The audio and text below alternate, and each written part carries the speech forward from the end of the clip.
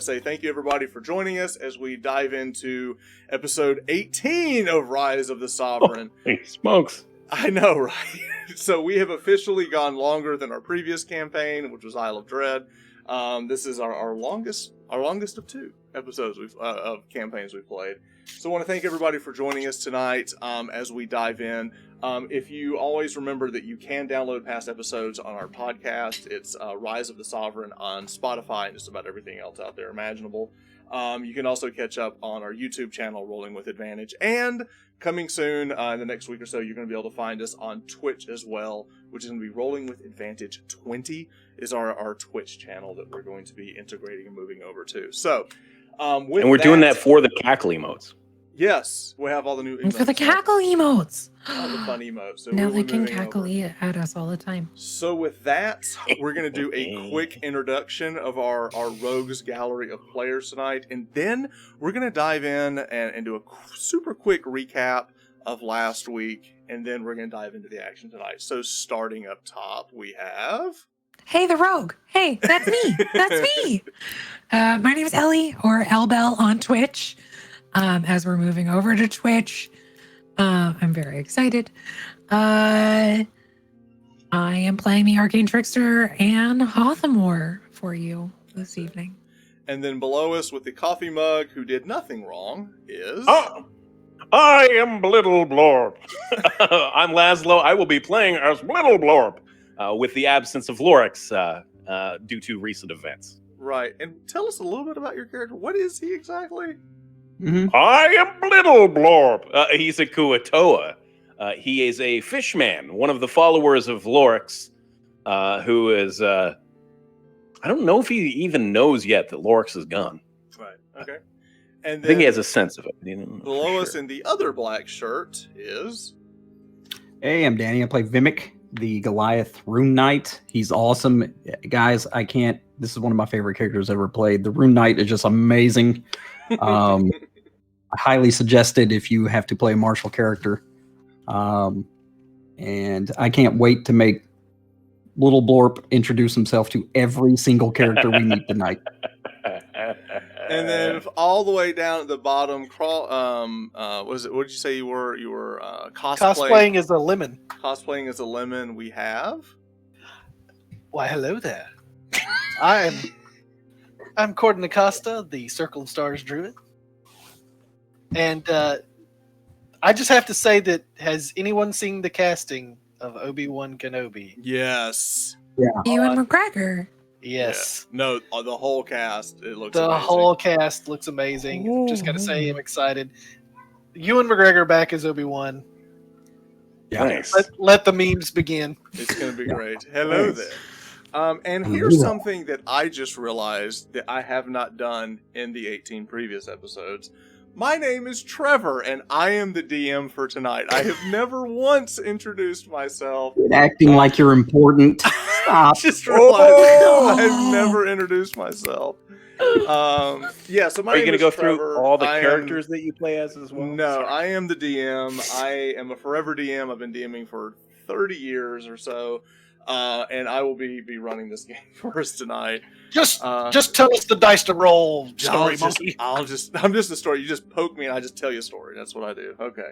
All right. So let's dive in. So first thing we're going to do is we're going to do a quick recap of last week. So last week we found our characters on board. There was the Sea Maidens Fair, which is a group of ships, but they were actually on the board the Eye Catcher, which is the lead ship of a very nefarious scoundrel named Jarlaxle Bonray, who they had met in a week prior, and they were kind of sizing this person up, and he was kind of sizing them up too, and they were kind of trading information delicately because they didn't really trust each other. And what we found out is that Jarlaxle may actually be an interesting ally to the group, because as he was able to basically put this gem out in front of them and have a aura of truthfulness where everyone had to tell the truth. They were able to kind of ask questions and kind of learn each other a little bit. And while I don't think either side truly trusts the other side, they kind of have a loose agreement that they are on the same side of dealing with the collective. There seems to be a common enemy.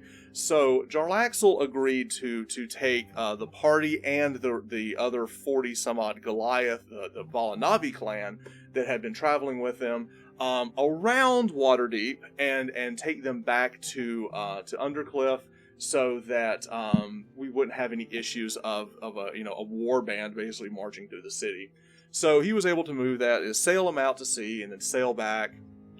And the Kuatoa that was with them in the water and some of the fishmen had actually come up and had kind of introduced themselves. So we had this really interesting sea voyage where Jarlaxle and all of his drow were hanging out with the crew and the Valanavi and the Kuatoa. And then they landed. And now once they landed, they had sailed all the way out. They sailed back at night to try to hide the fact they were like bringing in and smuggling in this army or warband. They landed, and as they were traveling back to Undercliff, Anne reached in her pocket and found a letter in her pocket that was left by Lorex, the dwarf that they've been traveling with for this entire time. And now that Lorex has his lantern, that he was kind of, since he's a genie, like he's in servitude to whoever has the lantern, he has his own lantern.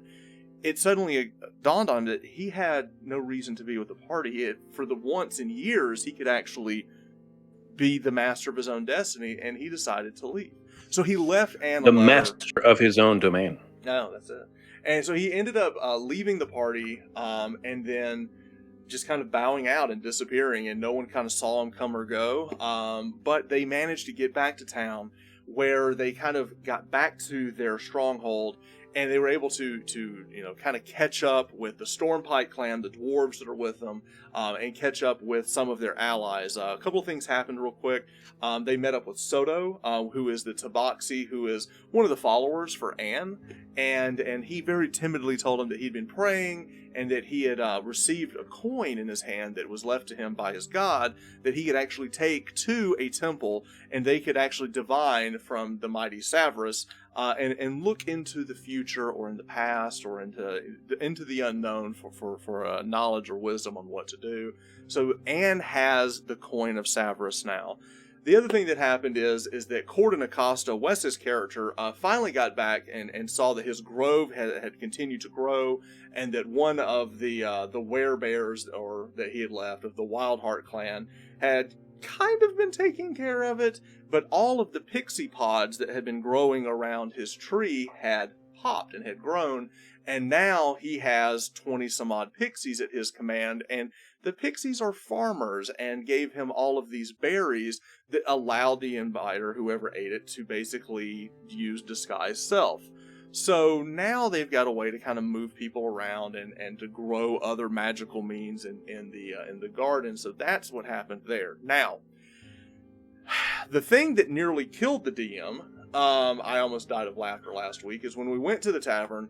Anne is catching up with Soto, and this pirate came up, and what had happened on the ship is one of the Kuatoa had won a wager with one of the drow, and this happened in the background, and he got a hat that basically allowed him to change into whatever he wanted to as far as disguise self. So this pirate comes in looking like, a human or whatever that was off on one of the ships that they recognized. It was actually one of the Kuatoa, and that ended up being Blittle who will be played by Laz. So while Lorex's character is away, Blittle has joined the party as a guardian to watch after Anne in Lorex's absence. So that is kind of where we left things off, except one big thing. They had a confrontation with Miles and Hothamore, and also with Sarah when they went down to the crypt, and they talked to the Liches and kind of had it out with them. They got more of the story and found out a lot of other things that were interesting, but left, I think, with some answers, and I think the party kind of felt a little better about knowing some of the holes in the story. And now they are left with a choice. They kind of decided at the end that they were going to head back to Waterdeep. And there were two things that they were talking about doing. I mean, there were some other things, but the main two things, first was to maybe visit the Temple of Savras to use the coin that Anne has. And the second thing is that before they left the company of Jarlaxle, he told them of an ally in Waterdeep that they could go and see. And that ally is apparently a gold dragon living beneath the city named Aranox. So they have this potential ally in the gold dragon, and they also have the Temple of Savras that they can go and see. So they have two ways, they have two paths they can take, and there's also some other things they can do as well in town, but those are the two main points. So that is what we're picking up tonight as we dive back in to Rise of the Sovereign. So the scene right now, the screen that we see in front of us, we're looking at this is our Waterdeep splash page, but we're actually right now, we're not 100%, as Chad is asking what happened to Lorex, we're not 100% sure why he left, other than he got his lantern and he had a chance to choose his own destiny, and he decided he wanted to leave. So that's where his character is right now. So I am going to move. So this is where we're picking up. We are at the Stronghold. So I'll back this up so we can all see. Yeah, it's a big map. So this is the Stronghold. This is where we're picking up right now as the party is getting ready to go. So as we left it last time, the four of them were planning to head to Waterdeep. And with that, we'll pick it up. Let's pick up with Cordan. So Cordan, it is basically you've stayed here. Y'all spent the night. You rested after all the traveling. It's early morning. The sun is just broke. You've all rested up, had your morning breakfast and meals, and Cordan, you are basically tending to the garden where you're talking to Nyx, who is the pixie, and he comes and he tells you that your request that you had made the day before, he has talked to the tree, and he tells you, well, yes, after conversing with the mighty tree here, I have found that we can grow this pumpkin you speak of. It will only take time, but it can replenish some of your magical properties. Thank you. Do you still have some more of the other berries? How many do you need? 5. 5. Well, we have 50 ready from yesterday. Do you want to go ahead and take those? Sure. I'll gather them now. All right, so 20 fairies have to make, 2-3 trips, basically, because they basically carry one big berry, and they get it to you, and it's just a little berry. But they basically take turns, and they're all, flying them into your pouch. So you have 50 of these berries that are basically disguise self. It lasts for 8 hours. And Nyx, I just wanted to let you know, yes, you're doing a fantastic job. Oh, yes. Would you mind reminding your caretaker to leave the bark? We need it for the trees. And he's gone. He's gone! Thank you. He's back! I don't know what happened. Would you It was remind... just you reminding the caretaker. Yes, just remind the caretaker not to take all of the bark off the trees. We need it.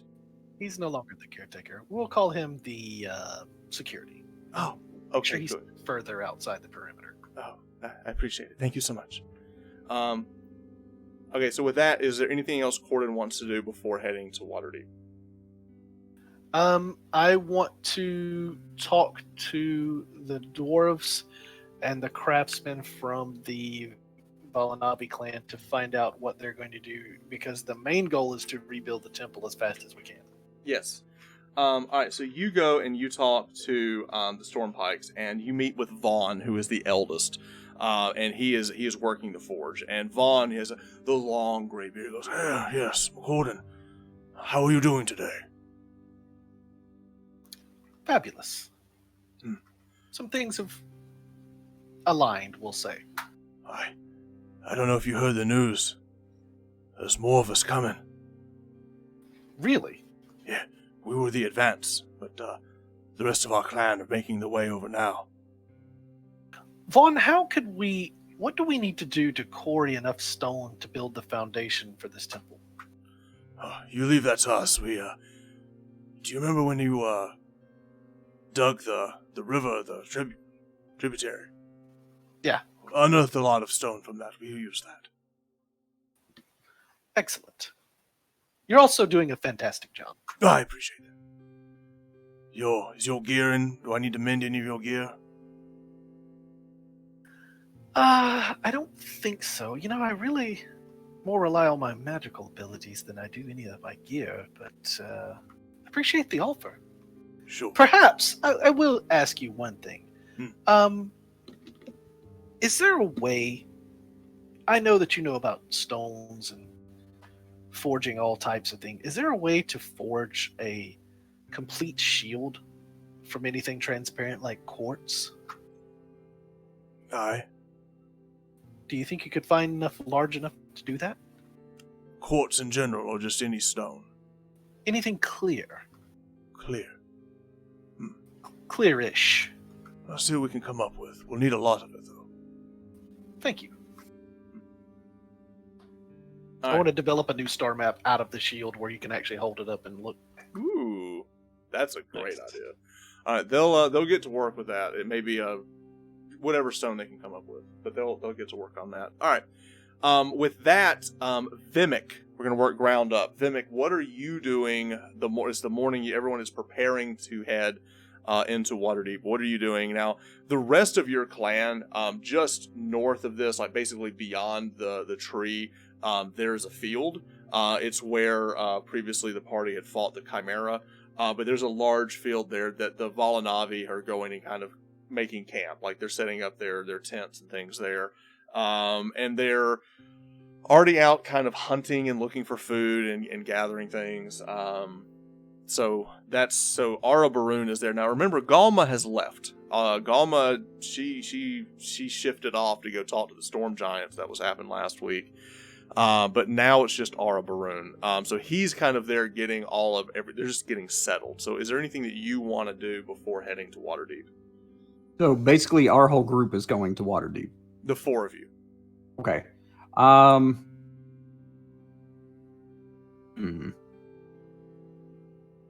tell him to leave. No. I'll say, just tell him to have his stone ready.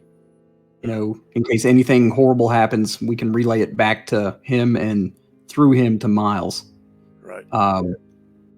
Now, one thing that did happen last night, once everything was that Ara Barun came in and met with Miles. You were there for that meeting after everyone had kind of left, and they basically Ara Barun had come in and had sworn his fealty to Miles, and so now they are here at the service. So you were there for that, and Ara Barun this morning is very like he feels like he is like chasing his destiny type of thing. Sure. So they're basically creating a war camp. But one of the things that they're talking about is they're concerned about how open this is, and they're wanting to build walls, but at first they at least want to put up a picket. So right now they're hewing trees to create like a picket around the they want to make the area defensible. So that's what they're talking about doing. Okay. So yeah, once they get that up, see if they can peel a few men off, see if they can go help with the temple.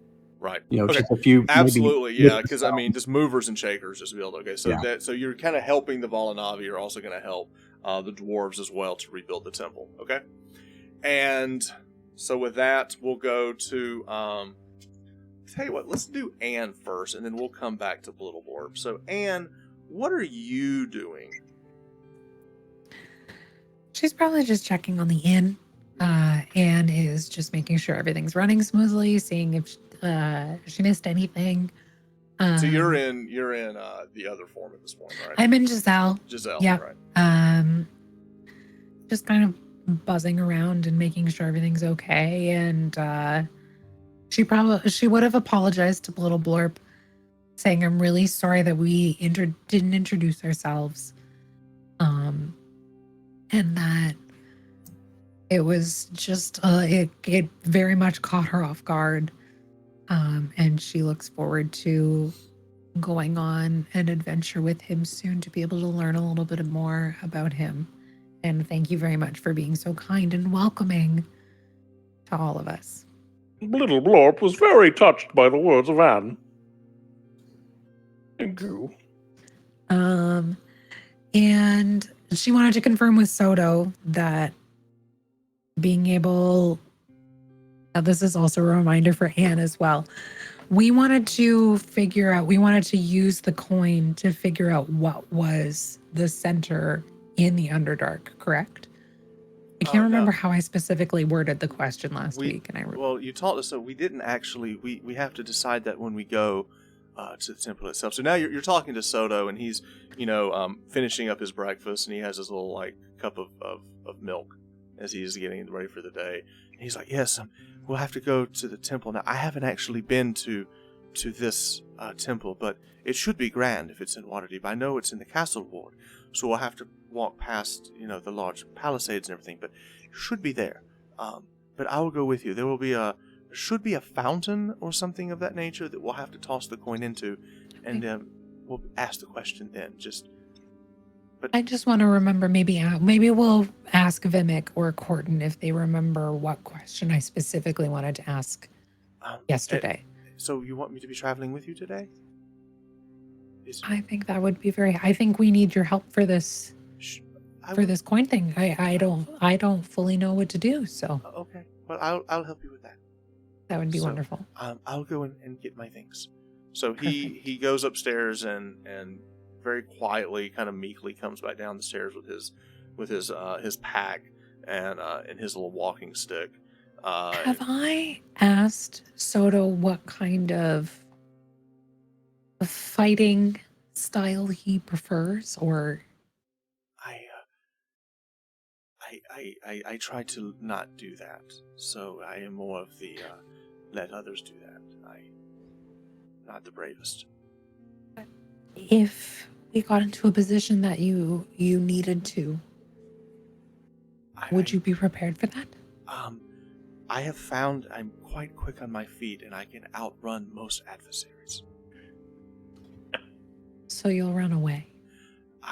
I will help you, and I will defend you. I'm sworn to you, but we're not fighting today. We're just going to a temple, right? I've learned that nothing is just as it seems anymore. Well, I'll stay close to the big one. The big one's going with us, right? Yes. Okay, I'll stay with him. I find that his shadow may be the safest place for me. Okay. Vimak, do you remember yesterday when I said that I wanted to ask a specific question to try and figure out what's going on? And I would ask Vimak in total whisper form of no one else. Gosh, I can't remember the exact wording. It was something about wanting to figure out what was in the Underdark, though, right? The center Right. of what is... Or where. It was either what or where. I think it might have been where? Which do we think would be more useful? I don't know. Okay. We can ask Cordan as well, maybe. So, Cordan will have some good insight.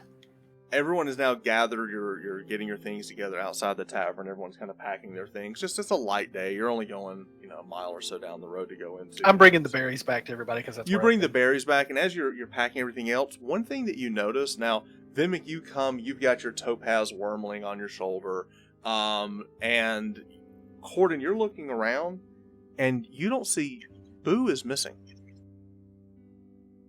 Is he not in his little house on the No, inside? he's not. You call for him, and he's not there. I'm going to tell Solstice to fly up, see if he can spot Boo anywhere. Or get a scent. Yeah. So Little Blorp is a little late coming in as he was giving a sermon to the other Kuatoa. You were giving a sermon. Oh. Yes, I am the archpriest. I am there to help guide the religious values of the Kuatoa. How long have you been doing that, Little Blorp? Oh, for many years, I cannot say for certain. It feels like ever since I was just an egg.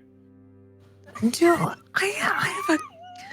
Kuatoa age the same as an average human? I don't know. I can't say I know much about the gauging of humans. I only know about the gauging of Kotor. And we do that normally. I guess the idea of normal based on what's Yes, What's it's all a normal? matter of perspective. Oh, okay. And how old are you? 37. You can't break. It's gonna make the rest of us break. You're already breaking. You're already Yeah. breaking. They're breaking. They're not in the I lost it conversation. at You X, broke. so- and I was Why an Trevor egg. skipped me? Listen. So Little Blurp returns. We get to know a little bit more about his motivations. And with that, if there's not anything else, you all search around, and there doesn't seem to be any sign of Boo. No one remembers seeing him this morning. Normally, he's kind of a fixture in the tavern. He seems to be gone, so I don't know if he left in the night, but he has picked up his little walking stick and seemed to have vanished in the night. The Boo. boo. The boo comes, the boo goes, like the tide. Yes. So with that, is there anything else you guys want to do?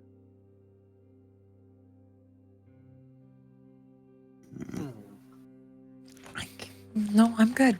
I'm good. How long do the berries last when you take it? 8 hours. Okay. That's a long time. Yeah, it is. So we just have to be ready to go when we go. All right. And Yeah. with that, we're going to be heading off back to Waterdeep. So let's move over to the bustling metropolis. Waterdeep. Oh, that's a small map. Let's zoom that back in. All right, so this is the scene. I just want to kind of reminder as we go into the large city. You get there. It's still morning. It's not quite noon, but you can see the massive griffins flying over, patrolling the city. It's a bustling city. All of the food and issues that we had a few weeks ago with all of the issue with the face seems to have been resolved. Resources are coming in. Yes. There's no longer this panic in the streets of needing food. It seems like that situation has quelled. Now, before we go into the city, Anne, what form are you in? Now, as a changeling, what persona are you going into the city as? I'm going in as Charlotte, so the noble woman who's been studying at the Mages College. Okay. And what was her name again? Charlotte? Charlotte Davenport. So you're is her going as name. Charlotte? Okay. She has long black hair, formal, dark robes with a green, an emerald green as a highlight of her house colors. Nice. So Slytherin. Basically, All right, and then we have Little Blorp, the Kuatoa, but he has his sailor's hat on, and he looks like a human, correct? That's right. Looks a little bit like a swashbuckler. He looks like Might a have. Yeah, he looks like one of the pirates from Jarlaxle's ship. Oh, nice. Okay. Just very, very flashy garb, like his a lot of loose And pieces of cloth going like selling this. it. I don't He's know how to selling describe it. clothes.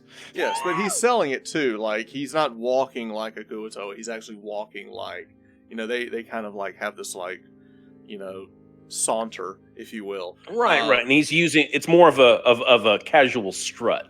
It's like it's very smooth, but it's sort of arrogant. Right. And Vimak, the Goliath, are you going in as a Goliath form or?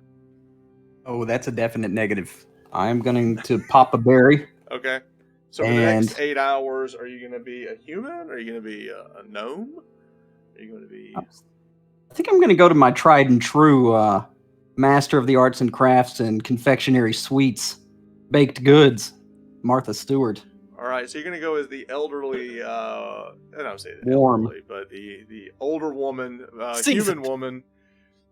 The older I get, the less 60 feels like elderly. It's like it's spring chicken. Yeah.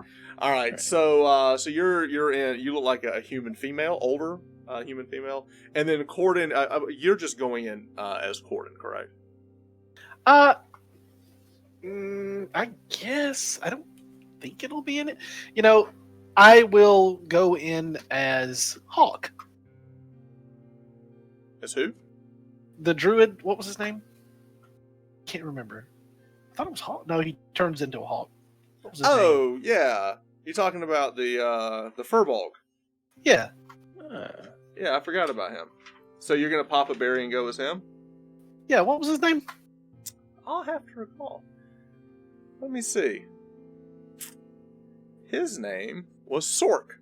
Sork. Sork Hawk. This guy. So you're going as Sork. Alright, so you're going in, you're popping a berry, and now you're going in as a Furbolg. Alright, so you walk into the city. The city is bustling as you walk in, and there's lots of things going on in the city. In fact, we'll go to the city map. We'll go to the big overhead map so we can kind of see what's going on here. Alright, so you've got a couple of things that you've got. So I don't know which direction you want to go, but basically you're starting here down in the trade ward as you're walking into the city. And then now that's where you're entering. This corner over here is where the yawning portal is. And you're down here in the dock ward. The castle ward up here is where you want to go if you want to go to the temple. But you've also got directions that there's a lighthouse here on the coast, and apparently that's where this gold dragon resides. So those are the points of interest that you have, unless you want to do something else. But as you're walking into the city, the first thing as you walk in now, Anne, or Charlotte in this case, you're walking first as you're kind of walking in, everyone's kind of piling in behind you, and as you walk around, you hear a town crier, this young boy on the side of the street, and he's holding up, today's, Waterdeepian news, and he's holding up this, basically the newspaper, and he's, selling it, and he's saying, read all about it. Elminster has returned with news from the Shadowfell, and he's selling these newspapers, but the news that you can already tell just by talking to the headline is that Elminster has returned. Remember, he was dispatched long ago to deal with whatever was going on in the Shadowfell. Excuse me, how much for a paper? Just 2 coppers. Pull out 2 coppers and hand it to it's him. like a single sheet, and he hands it to you, and you see all the gossip and the news of the day. But the headline is that yesterday, Elminster made a surprising return in the Mages Guild, and he and his companions have come back after battling, and it's very, the writing is very flavorful in the fact that they quelled the monsters of the Shadowfell and brought those in charge to justice, and they believe that there is an occult here, an occult that is in charge of this and kind of set the Shadowfell out. And in that, as you look down, they actually have a sketch of one Anne Hothamore, or as they are writing in here, the horrible Anne Hogmore. Noted. So Anything she else? is believed to be the head of the cult that caused all of this issue. I believe that we know where Boo went now. Mm-hmm. Yes. True. To Elminster. Mm-hmm. Very true. Very true. We can add that to our list to go check if we'd. Your Martha Stewart is spot on. I have no idea how she sounds. I'm just going on her beautiful, That was it. That was wonderful smile. That was just perfect. All right, so we're in the city, and what would we like to do now?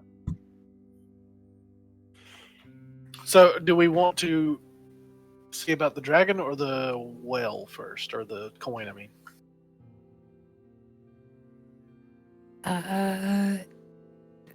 For movement wise, since the coin's up here, the school is somewhere down in here, and we have to go here for the lighthouse. So if we want to be able to maybe stop by the school and check to see if our wonderful friend Boo is okay, we can do that as well.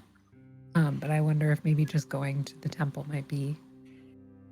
All right, so were we thinking coin, temple, school, and then lighthouse? That kind of our idea? Or temple, lighthouse, school, if we still need to go to the school. if anybody has any other options, I'm totally. Martha?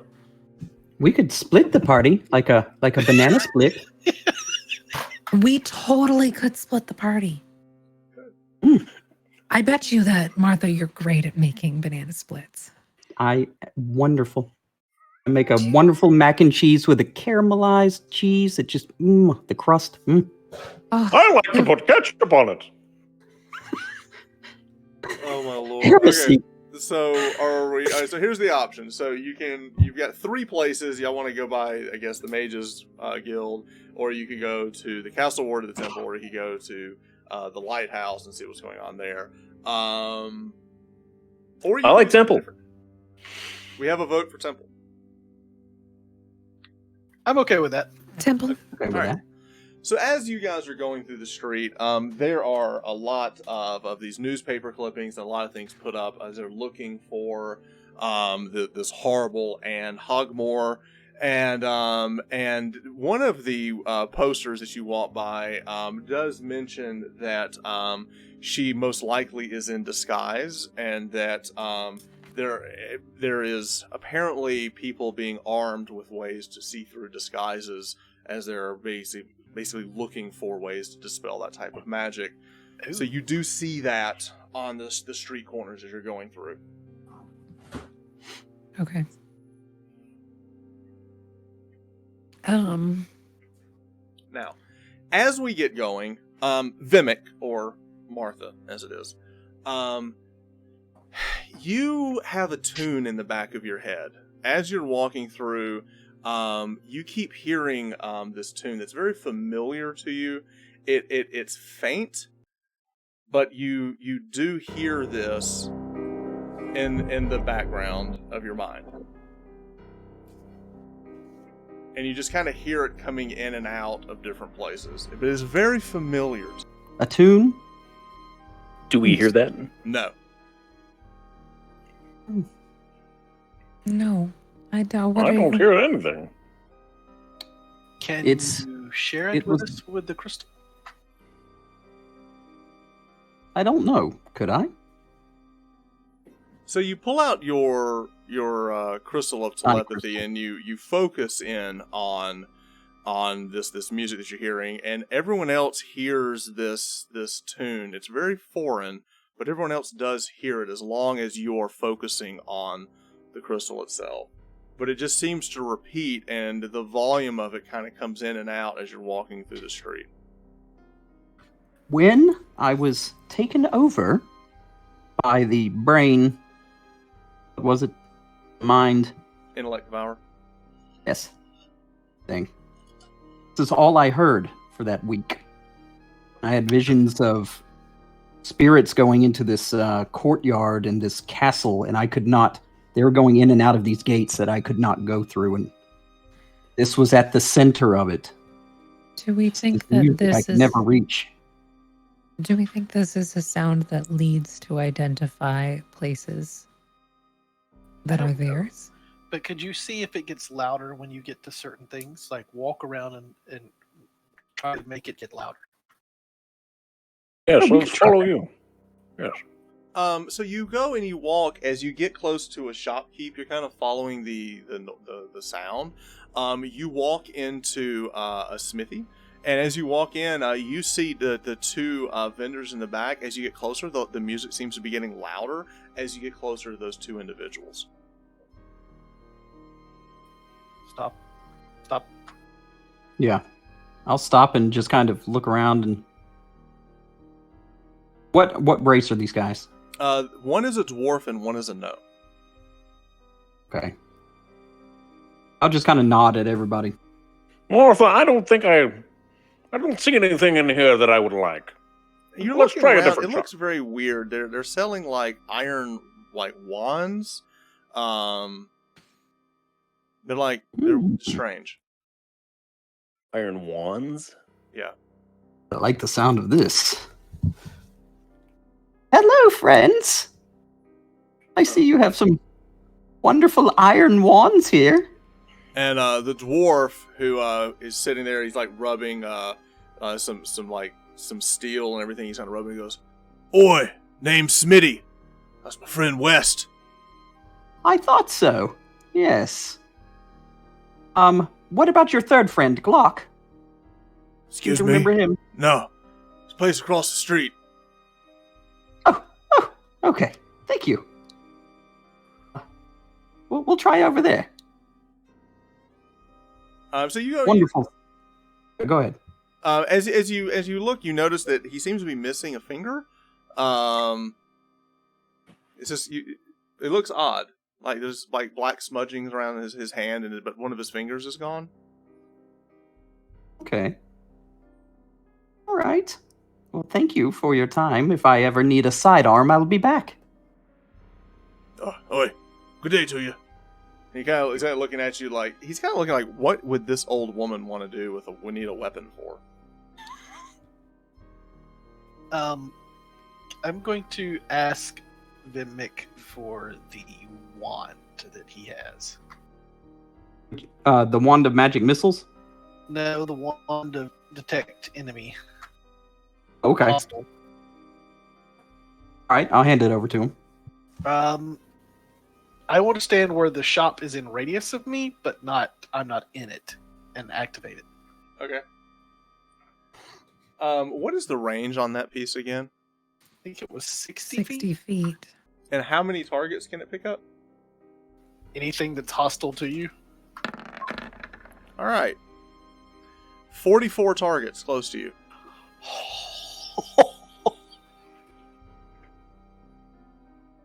Thanks, I hate it. Okay. Hmm.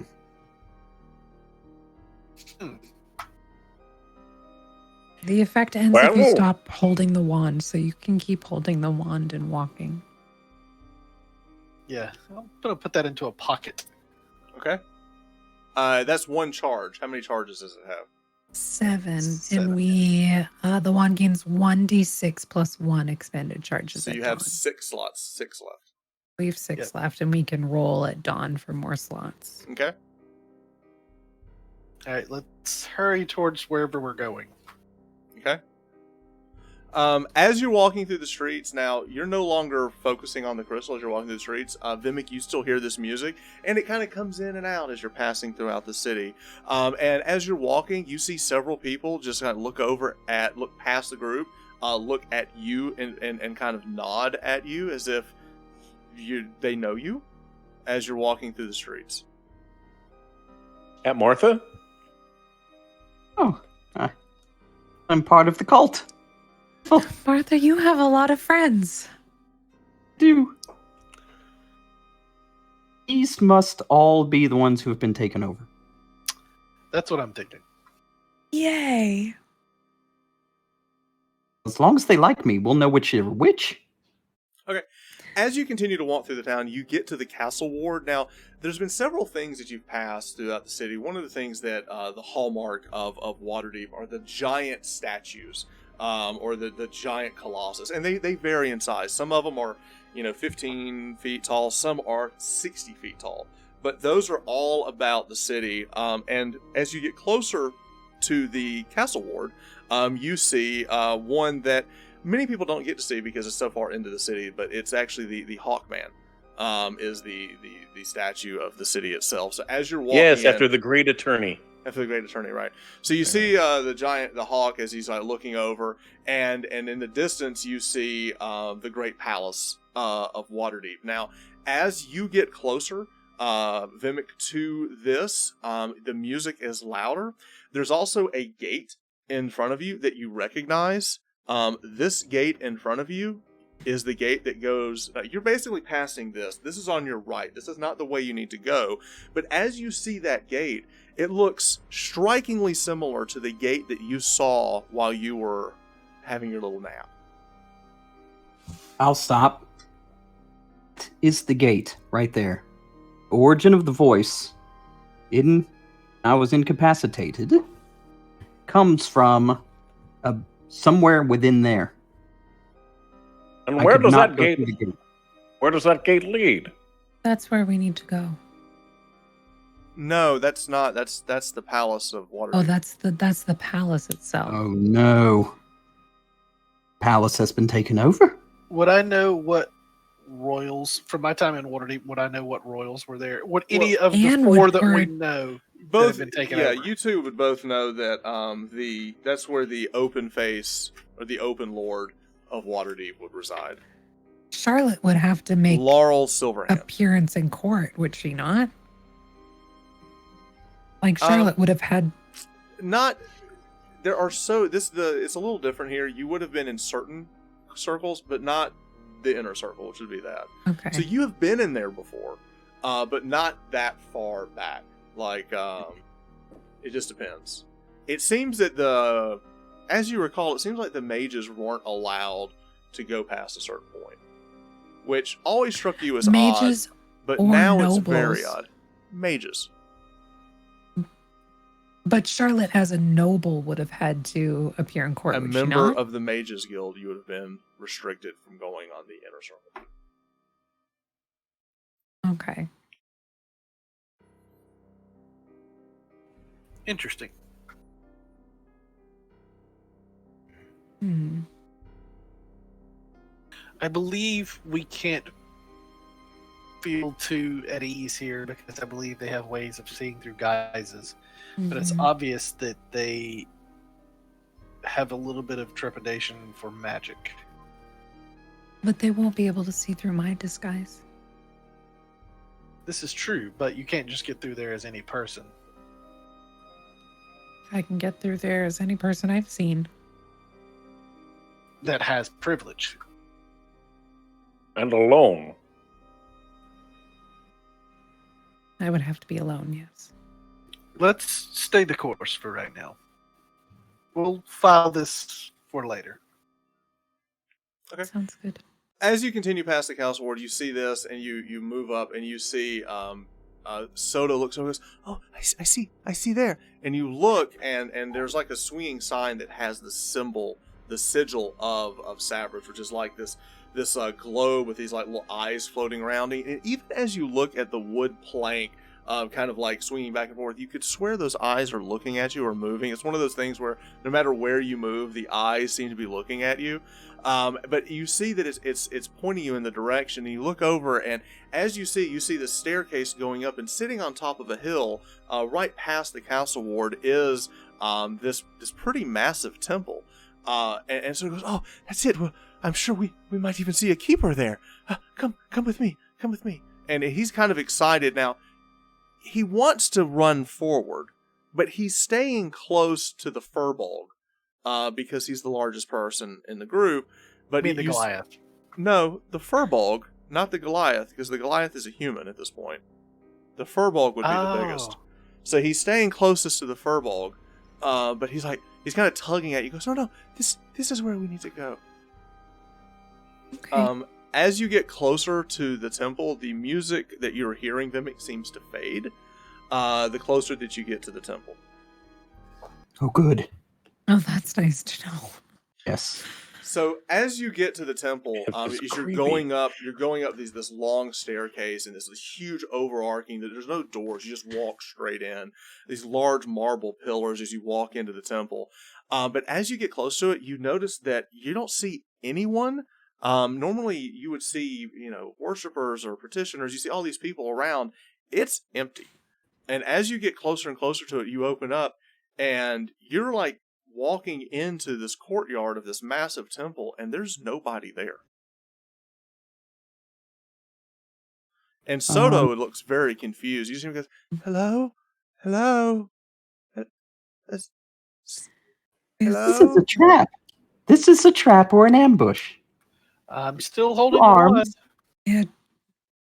Do you Husband, two Oscar, sense anything? Do you hear the music? Do you sense anything through the wand? Don't. The music has receded. I'll use the wand again. You use the wand, and you do pick up a handful of targets, but it's behind you. It is not towards the. It's like as you get closer, it blanks out basically. Like there doesn't seem to be any targets in the temple itself. Why don't I send Soot in, and I'll stay here? Okay. Soot kind of creeps in, and he sees this large fountain, and as he gets closer, he does hear the voice of what looks to be like some type of like Gregorian chant from a single person coming from the inside. But there does seem to be a one priest or something that's watching the grounds, but it does seem empty. But you do see an overweight individual kind of bending over at the fountain and chanting. I would come back and say, I think there's only one person up there that I can see. You are not hearing the music, and you are not picking up anything on your wand. Shall we go introduce ourselves? Let's go. Yeah. Yes. Okay. Soto, you said that we needed to find the fountain, correct? That was our... Yes. Is it? And he looks. I think it's in there. Did you see it? Yes, I did. I did It's see hard a for fountain. him to see around the furball. I did see a fountain. Well, yes. Now, we need to be clear on what question we're asking. What? Well, yes, it's very tricky. What exactly do you want to ask the mighty Savers?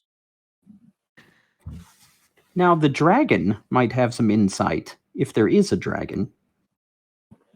He lives underground. He might have some insight as well. We should probably factor that in. Or he or she, I'm not sure what the dragon is. Should we go to him or her first? Now that we found our way here, knowing that it's safe. Didn't think about Oh. that. We should at least talk to whoever is here. The only reason I don't 100% trust the dragon is Jarlaxle. Right. I mean, sure, he seemed on our side, but only for the time being and only at his convenience. Yeah. Seemed pretty slippery. What are we Little planning Dwarf, on? sorry. What are we planning on asking Savarus? Are we asking how we stop the collective? Are we asking how we stop the spores from spreading? Or are we asking what is at the center of it that is affecting our world? You know, like there was the question of, do we ask like what is in the Underdark that's controlling all of this? What is at the center of controlling what is affecting us, or what is at the center of what is controlling, or who is at the center of what is controlling here in Waterdeep? I propose this. Let's not ask a what, because that doesn't give you a solution. How about how do we stop this? We don't necessarily care what it is, but we want to know how to stop it. How do we stop the collective? How do we stop the spread of the collective? Or how do we eradicate collective? Ooh, Yes, that's a because good we also question. have to reverse what the damage Yeah. they've done. Yes, because if we only get one chance and we understand what the target is, then that doesn't really tell us anything. How do we eradicate the collective? I think that gives us an answer of, but that also means potentially killing thousands of people. How do we cure the collective? It's a good one. Well, then what if the answer is you cannot? How do we stop and or cure? I mean, I love that answer. Blurb, you are so smart. Thank you. I'm not. Thank you. I like to consider it as wise because I'm not real bright. Well, you are very wise, and I appreciate that. Thank you. How do we stop and or cure the collective? Do we agree on that question? Do we have one that we feel would be stronger? I'm good with that. Okay. Okay. Then so do I think we're ready to perform this. Is this a ritual? Well, sort of. And honest, I can start it, but I was hoping that there would be a keeper here that would help me with ritual, if you will say, to contact Savras. It's kind of complicated. Do any of us hear others hear the chanting? Yes, you can hear it. Can I make like a religion check to see if I recognize it, or? Yeah, you can. Yeah.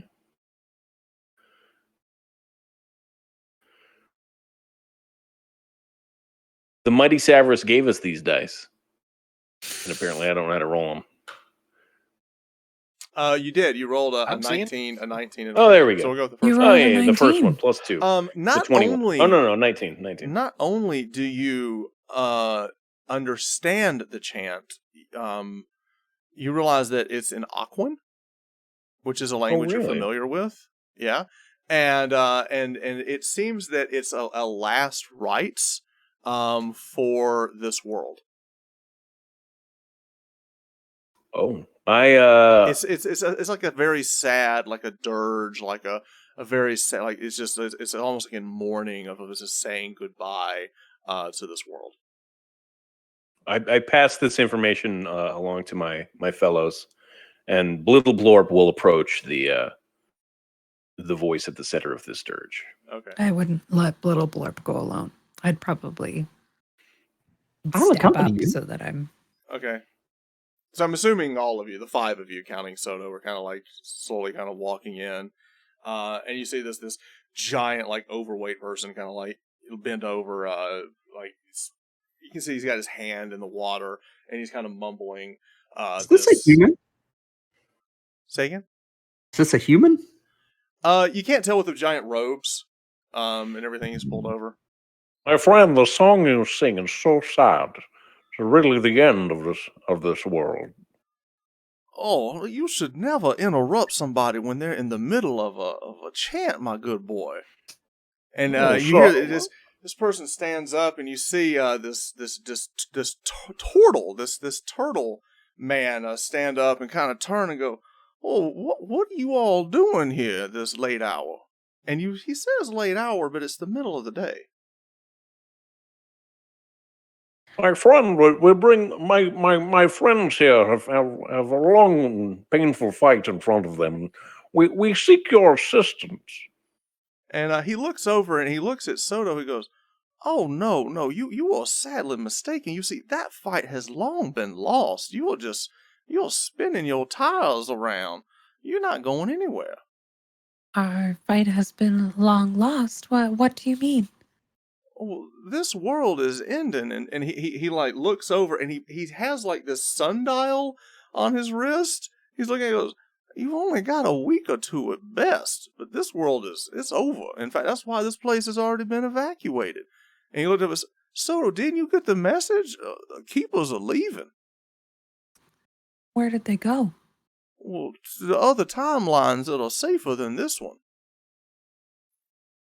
Oh, I'm why? going to look at him and say, the collective? He looks like, "Oh, I'm sorry. My name is Barnabas. So what is your name, good sir?" I'll tell him my actual name. Cordan. Cordan. Oh, yeah. Bold move. You all should just go ahead and pack your bags and get out of here if you can. I mean, the city is going to fall first. I mean, I would move out into the country to give yourself a chance. How do you know this? Well, I've seen it. What have you seen? Oh, well, one, you're fighting the wrong enemy to begin with. I mean, the collective is just the means to the end. Something else is coming. And he looked at Soto. "Hadn't you been paying attention, so?" And Soto's like, "No, what are you talking about?" No, this world's long gone. It's over." How about you? Sorry, go ahead. I don't want to interrupt. I'm going to ask if it's the comet. "Oh, no, well, sort of." He goes, "Well, the comet is coming, and that's going to be kind of the nail in the coffin, if you will. But no, it's all about corruption, and all of this has been set in motion thousands of years ago. And what you're up against is not the collective. They were set in motion by this other being. You're up against a deity, and it's time for you to move on." What Which deity? Are you familiar with Dendar? Am I familiar with Are any of us familiar with Dendar? Little Blorp might. Little Little Blorp? bit. I will give The bounty hunter in Star Wars. No, Dendar. Who has religion? Does anybody have religion? You do. Give me Actually, a. I do. All right. Well, whoever has the biggest, let's give a roll with advantage. Gordon to see. might have the higher. I've I only have got a a plus 2. 2. Yeah, I'm a +2 too, but I can give guidance to somebody else who's going to roll this. I will roll it since I All also right, have so proficiency. roll your knowledge religion with guidance with advantage. Because it's basically like a group kind of. This will come at a plus 2. Okay. All right. So you have a Plus the 19 plus 2 is 21 plus another d4. Okay. You are very familiar with this. Rolling it. 24. There you are. 24. All right. So what you know of Dendar? Dendar is worshipped by these snake people called the Yuan-Ti. And they believe that if the world is corrupt enough and they can cause enough, you're kind of shady on the ins and outs of this. But basically, they can raise Dendar, which is like this deity, and it will actually come and consume the world. They are actually hoping and praying that they cause this Dendar to consume the world. And your Barnabas friend here tells me that they're only moments away from a... Barnabas, this is in this timeline, correct? Oh, yes, it is. Are there other timelines in which the corruption can still be treated, so to speak? Well, I mean, the thing is, Yuan-Ti believes that once they devour one, they can go to another, and they can go to another. I don't know if that's actually true or not. You have to understand that we know that this place is long gone, so we're putting our resources somewhere else. I think we should still ask the question.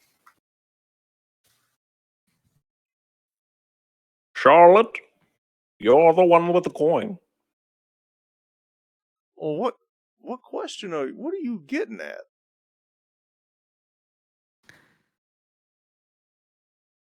We were looking to ask how to stop.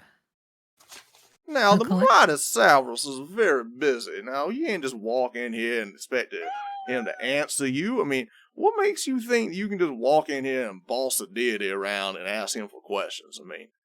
Soto, I feel like you would explain this a lot better than I would. And Soto goes, "Oh no! See, I was fasting and praying and for Savras to mighty Savras to give guidance and clarity. And I woke up and with this coin, but I don't have it." And he's looking over his paws.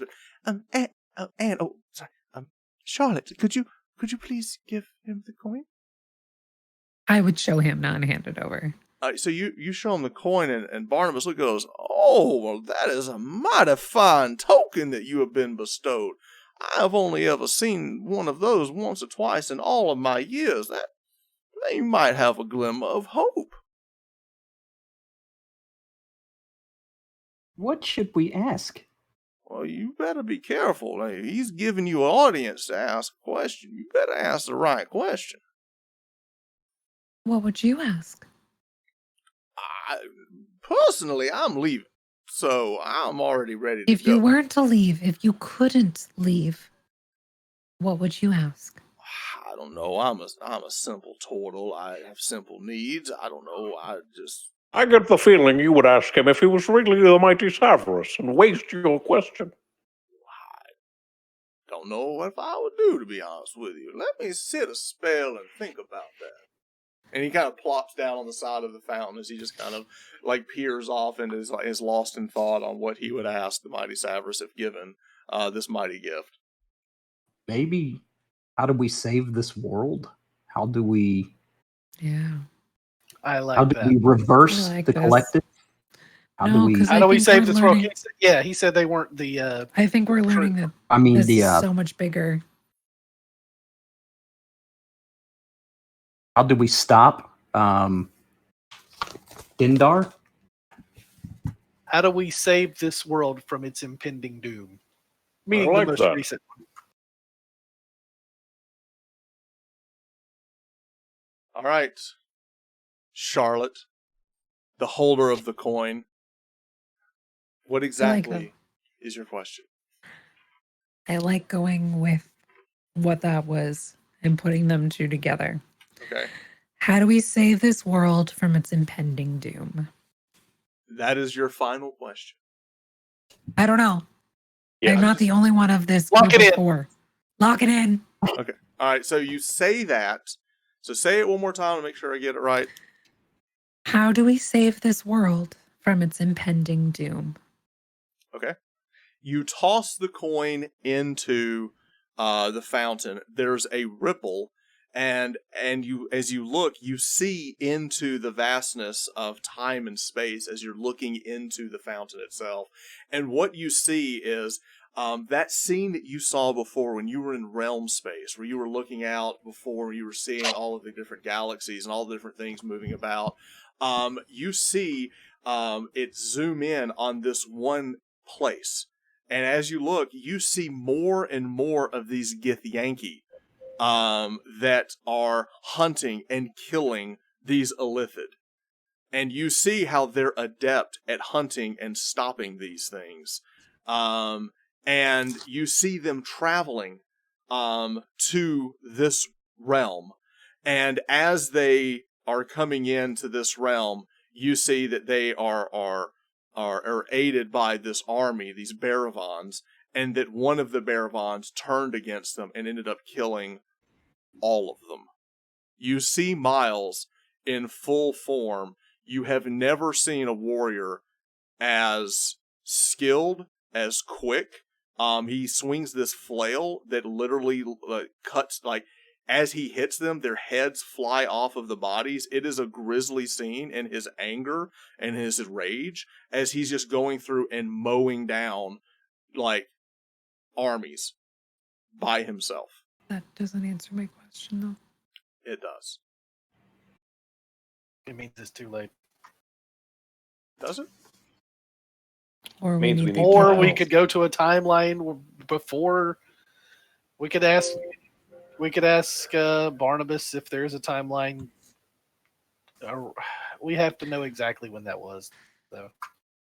Because Now, Barnabas looks at it and goes, oh, well, your answer is twofold. If you look, there's allies there that could help you. But the last time they came here, it seems that somebody here made them might not feel very welcome. Why would Miles turn on someone who was destroying the collective? Because they We were have going that to have answer. to kill. What's her name?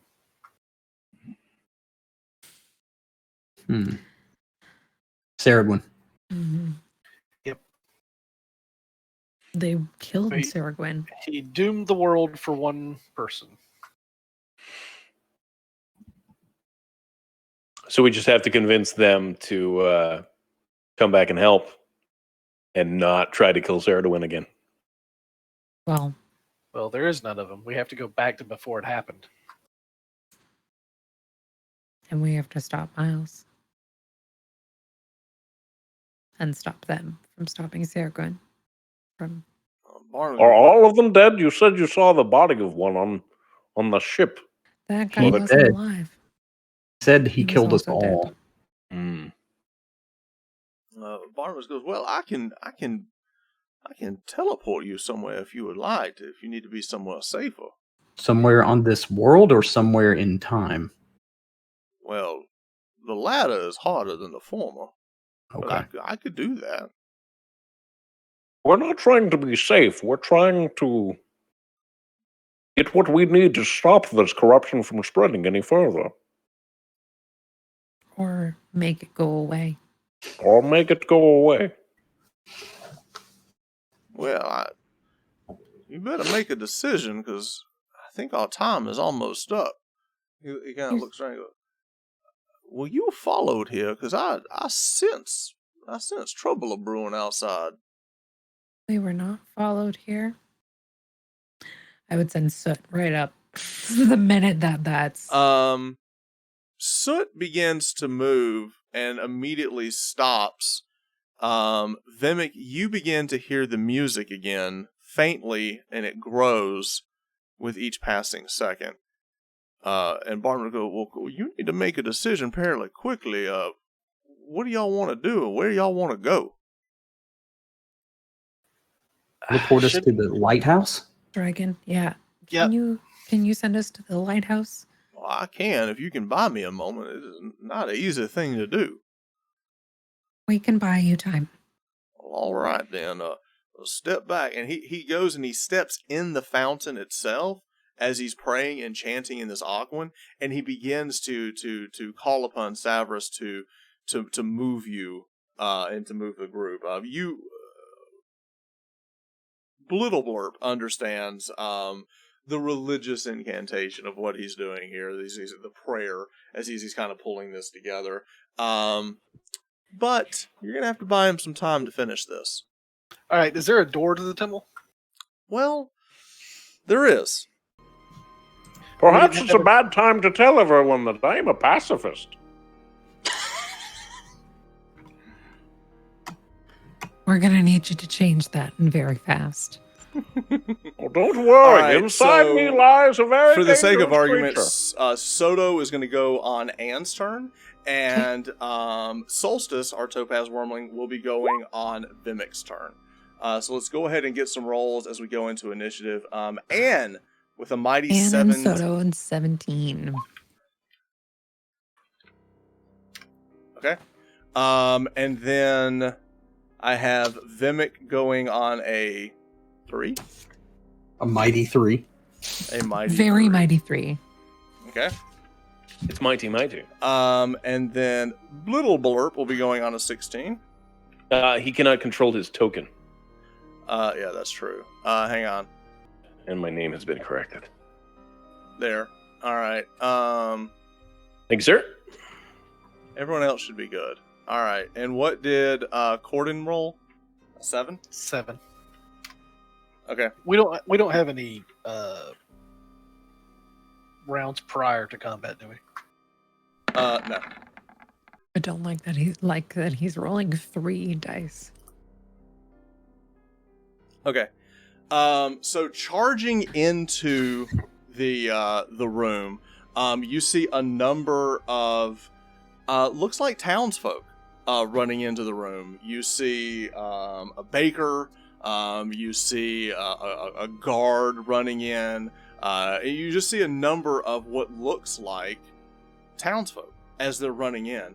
The one that's leading is like a butcher. You can see, like, he's got like the blood on his, on his like apron and everything as he's running in. As he gets closest to you, he explodes and blood and guts go everywhere, and out comes this nastiness that I will put on the screen. I hate it. I also hate it. It's this giant, red-looking, almost like a demon of sorts. It's getting Oh, bigger. you're making him bigger. Yeah. He just explodes, and you just see him like almost like rip out of the body of this thing as he comes running in. And then 3 of the others in the back, you see they do similar things as they explode and turn into these, looks like floating heads come out of them with tentacles dropping down. They're all like oozed with the blood coming off of them. And you see 3 of these coming in as well. And then you have a final one in the back, and his entire persona just kind of melts off. And you see these robes, and you see like what looks like worms or maggots are just like coalescing as his face and his hands as he's in the back. And I have an approval from Ellie that she loves these descriptions. But this is what you see running in. You see this giant red Hulk marching in. You see this robed maggot person in the back. And you see these 3 floating heads with like these beaks, brains, and these giant tentacles coming off of the bottom. All of them are either dripping or oozing from whatever the gunk and the blood of whatever it is that they had been hosting as they come running in. So now let me add them in.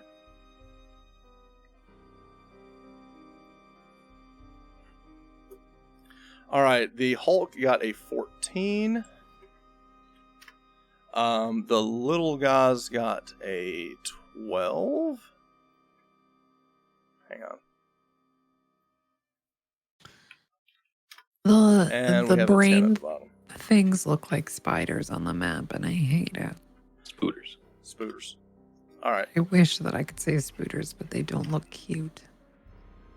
They're spooters. It's all about what you think it is. All right, so let's we'll put Vimak down at the bottom and then Cordan.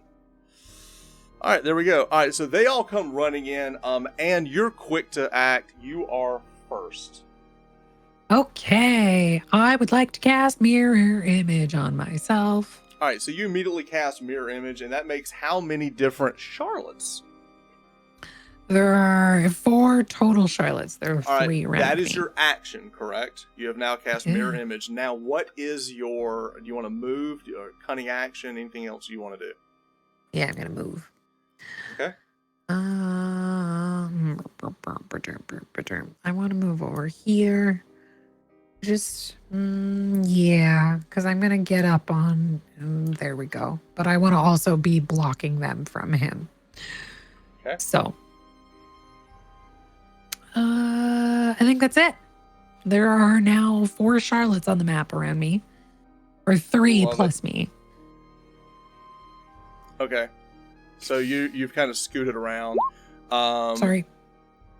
I clicked cast on the D&D Beyond and it put it Made in a the big thing. All chat.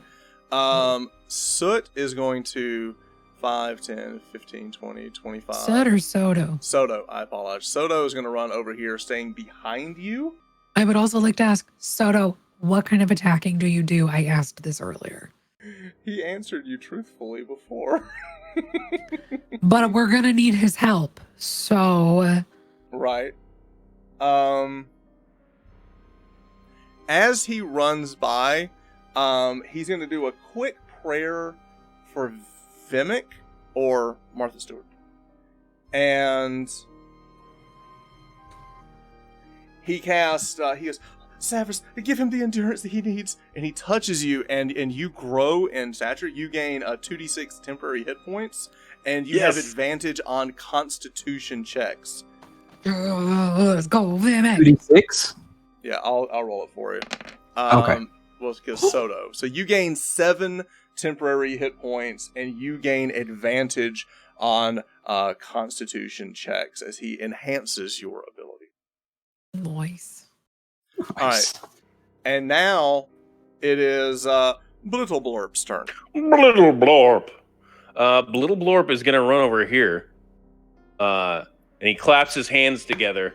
Okay. And he summons 2 spectral arms grow out of his shoulders, covered in like a light brown hair with almost human hands at the ends of them.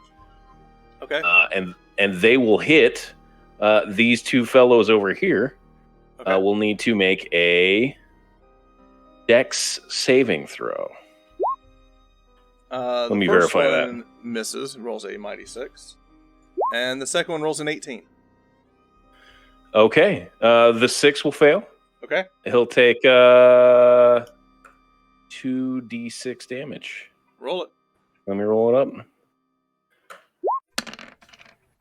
Booyah. And then my... How much was it? 9? That's 9 damage, yeah. Okay. That is my bonus action. Okay. And then for my action, I'll spend another key point and do flurry of blows on these Is guys. it flurry of blows or is it something else? Key point. Flurry It is flurry of blows. Flurry of They fists. are fists. They are fists.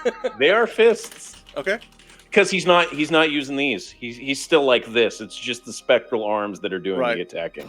Nice. Love it. So he'll get.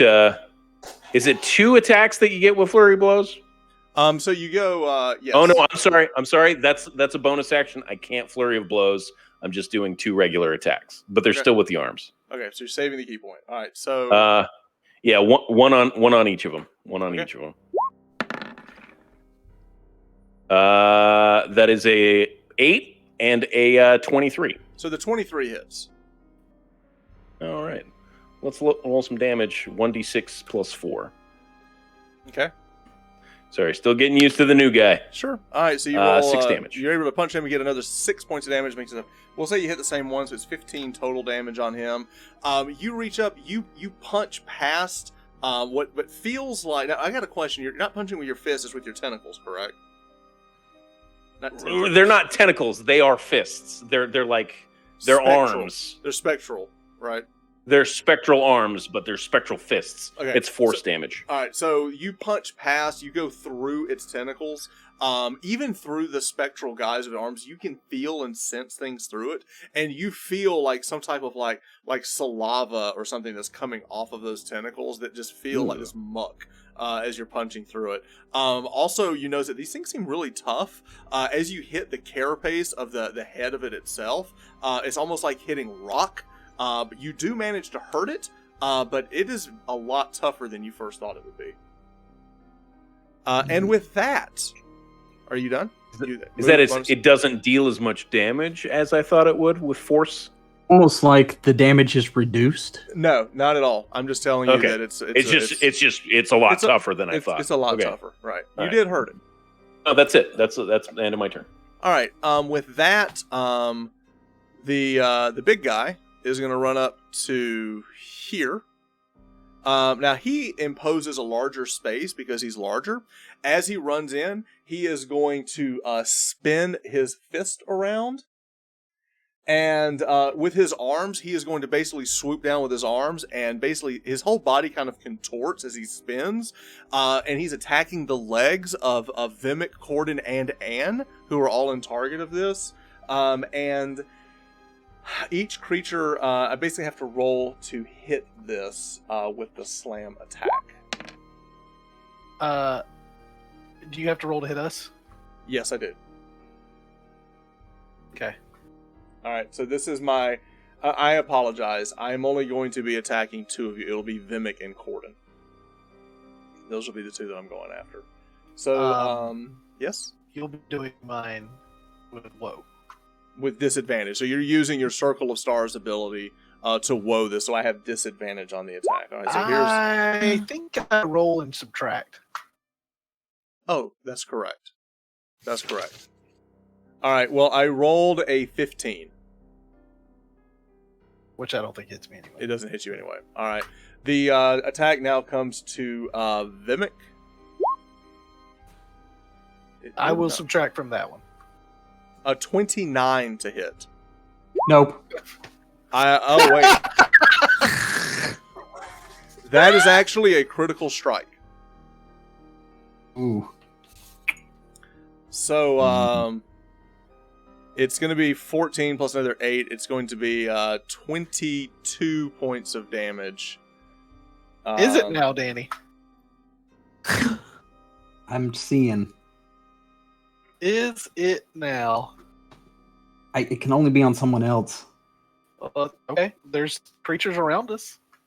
No, it can't be on damage on me. He's hitting you. This is an attack on you. Yeah, I think that he's trying to explain that he can't. Yeah, I move can't it because redirect it's the damage on off him. of me. Oh, it has to be hitting somebody else. Okay, I Mhm. didn't realize that.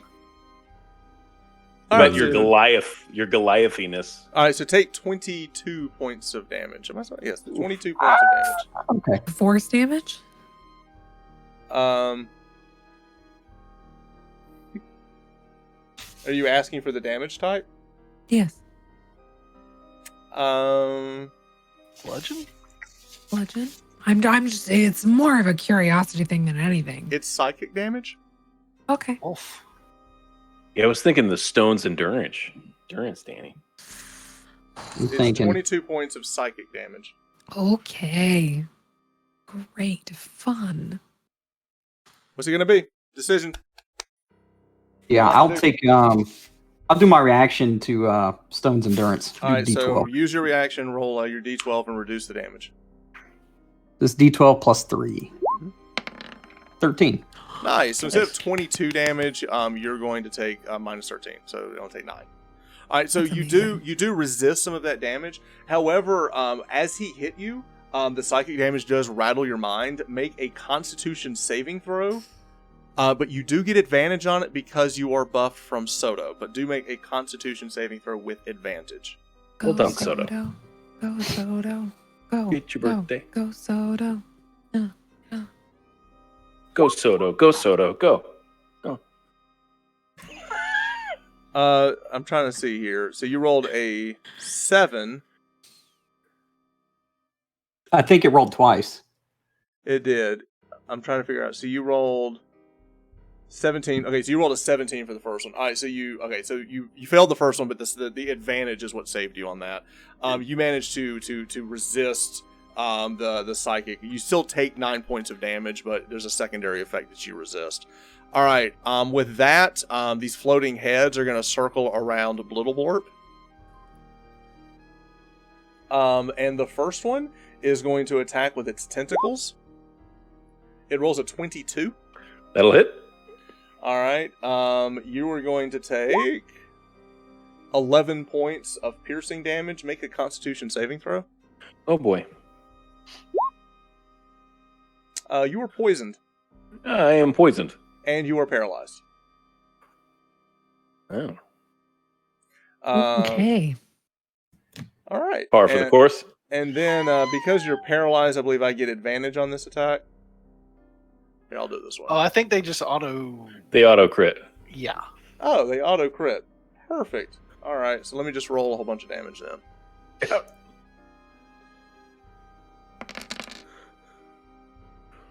Take 11. All right. And since are we sure if you're paralyzed, it's an auto crit? You're paralyzed. It's not Pretty auto sure. crit. Yeah. Yeah. All right. That is most unfortunate because now the second guy. You know what? Actually, you do have to roll to hit, but you have advantage, and any hit is a critical hit. Perfect. That's way better. All right. So let's see if he would have hit with that with advantage. I'm just gonna start rolling. Yeah, he would have hit you. 18 hits you. 18 hits me. Okay. I'm going to take it over here because it's the odd things. All right, so then the second guy is going to attack you with his tentacles. Since you're paralyzed, I get advantage. That's going to miss you, if I'm correct. 13 All will right. miss 17 is my AC. All right. The second one is also going to beak you and miss with that. Oh, thank My God. spectral arms are still fending him off, still even though my fending- body is paralyzed. I like that. The third guy is going to attack you with his tentacles and miss you. And then he's going to hit you with his beak. 17 will hit you. 17 hits, yeah. So I will roll a crit on the beak. So you'll take another 7. Wow. That's not bad. Just so we know, the auto crit is only within 5 feet. So if someone else was away and he was paralyzed and they were more than 5 can't be feet away, arranged. it won't be an Right. auto. I got you. But they're all Thanks, basically Ellie. just like Yep, dogpiling him at this point. All right. Guy in the back. It's his turn.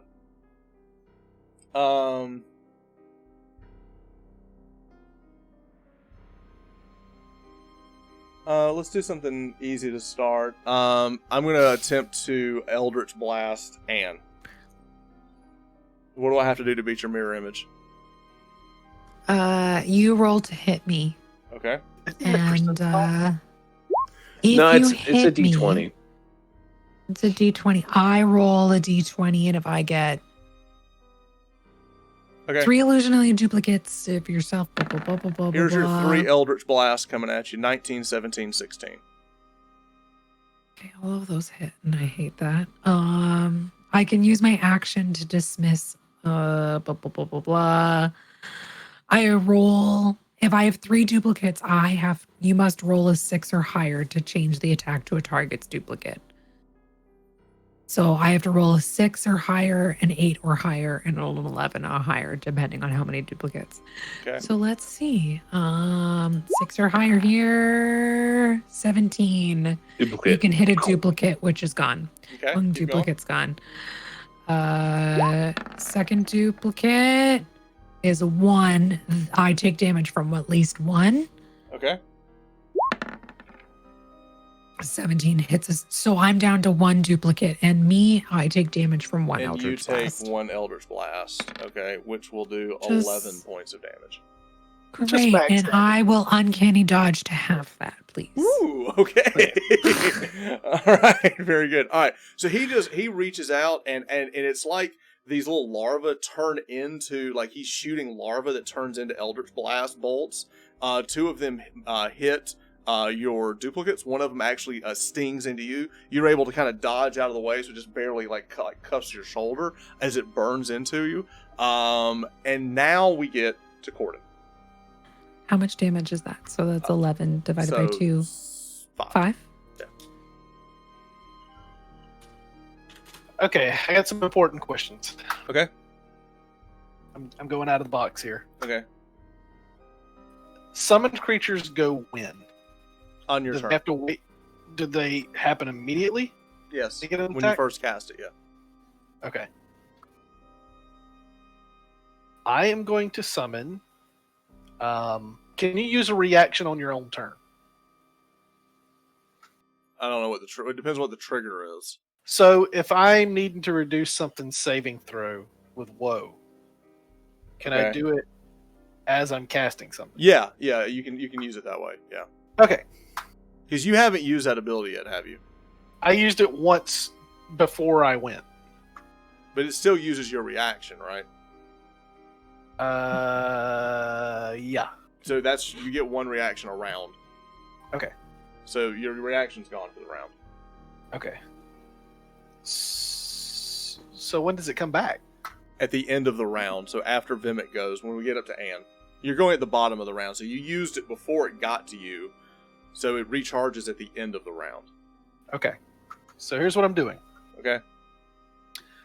I'm going I'm to gonna conjure woodland beings. Okay. What tokens do I need? You need pixies. Okay. How many pixies do I need? 8.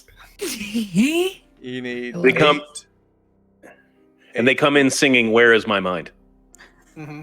8 pixies. Okay. I have been looking up the rules for all this while I'm everybody's glad, been going. because I don't. Okay, where are they going? They are going behind me up kind of on the altar. Up here. Okay. Yes. Okay. Pixies have certain abilities. Okay. They can all cast once per day. Okay. One of those abilities is polymorph. Okay. No way. So they're all going to in turn attempt to polymorph all of these creatures into a rat. Okay. Now, you know the way polymorph works. If it reduces something to 0, they come back in. All right. So what level spell is this? See, I'm trying to find all the rules on this. So you can summon pixies who can cast polymorph. Once And you per can day. they can do it once per day, They can you only can- cast it once per day. but you get 8 of them. I get 8 of them. That's not broken at all. Not at all. Right. Okay. Yeah. Okay. Not to us.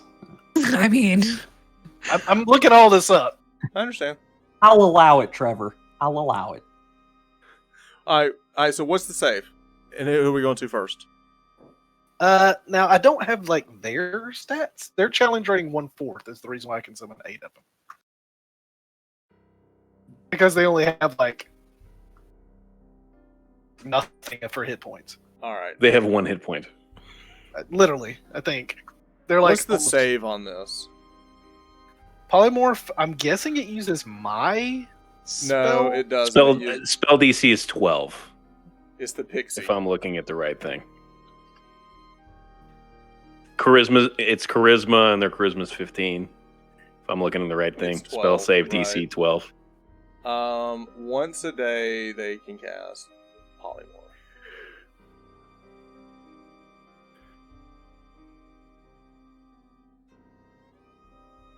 All right. go, Hang on. go, Cordan, go, Cordan, go. Okay. Go, Cordan. Yep. So 12 is the number. Okay. Roll away, Who are you targeting first? big guy. Well, actually, the 3 on I Little feel Blorp. like Little Blorp's in the most dire need right now. Okay. All right, so it's a charisma saving throw. What kind of saving throw is it? Charisma. I No, lost wait. It's a charisma for their DC. It's a wisdom save. It's a wisdom save. I got it. All right. So what we're going to do here is the little floating heads are going to make wisdom saving throws. They got to be a 12. So here's the first one. 8. All right, so that's him. So we're going to mark him He's a rat. with this little purple guy. All right, second guy here. He's the one that has taken damage. He will roll a 14. Wait a minute, did I roll a 17? No, you rolled an 8. I'm not seeing your rolls at all. Where are they? Okay. I'm seeing all right. an 8 from 10:05. Right, I got you. So the first one rolled an 8. The second two rolled a 17 and a 14. So that's 2 passes. You've got 5 more of these. Do you want to keep trying to get this one? Keep going on these. Okay. 8. He is now A rat. a rat. Okay. So that's 4. You've got 4 more, so you get the next guy. He is a 3. So you've got 3 more uses of this. Okay. They're all rats currently. Correct. You got 3 more targets. Homie in the back. Homie in the back. I'm going to roll this in front because I don't want the name to pop up. 19. We'll continue. Actually, no. I was That's gonna not say It's I don't much see. higher. We don't see a lot of these other rolls. Yeah, we're not seeing these. Pass. We were 12. seeing these. Ooh. Okay. And then you've got 1 more. You're going to try to get the guy in the back? Pass. All right. So there's 3 rats. Correct. All right, so Thank that you, is sir. your action is to summon those. Okay. Okay. My next step is to reach over and grab Okay. the bag of holding off of Vimak Okay. and run away from the thing and take an attack of opportunity. Okay. All right, so you're going to reach over, you grab his bag of holding, the satchel, you just kind of like take it off of him, and you're going to make a run for it. I do get an attack of opportunity as you run away. Hang rolled on. an 11. I need to make one adjustment. What? They're turtles. They're something slow. All right, you made it. Turn them all into turtles. All right, so you grab the bag and you run away. All right, now we go to Vimak. All right. So this thing in front of me is like a demon? It's hard to tell, but it looks like a demon. All right, well, Bertha, who is already giant, is going to get even more massive. Okay. And Whip out the I ball. didn't know I'd be shopping today, but guess we're going to the mall. And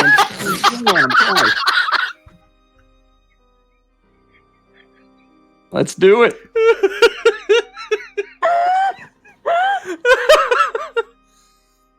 All right. Swing twice. All So right. Martha is much stronger than she looks. All right. 18. Will an 18 hit? Yes, 18 will hit. Should I go ahead and roll to see if I hit the other? Yes.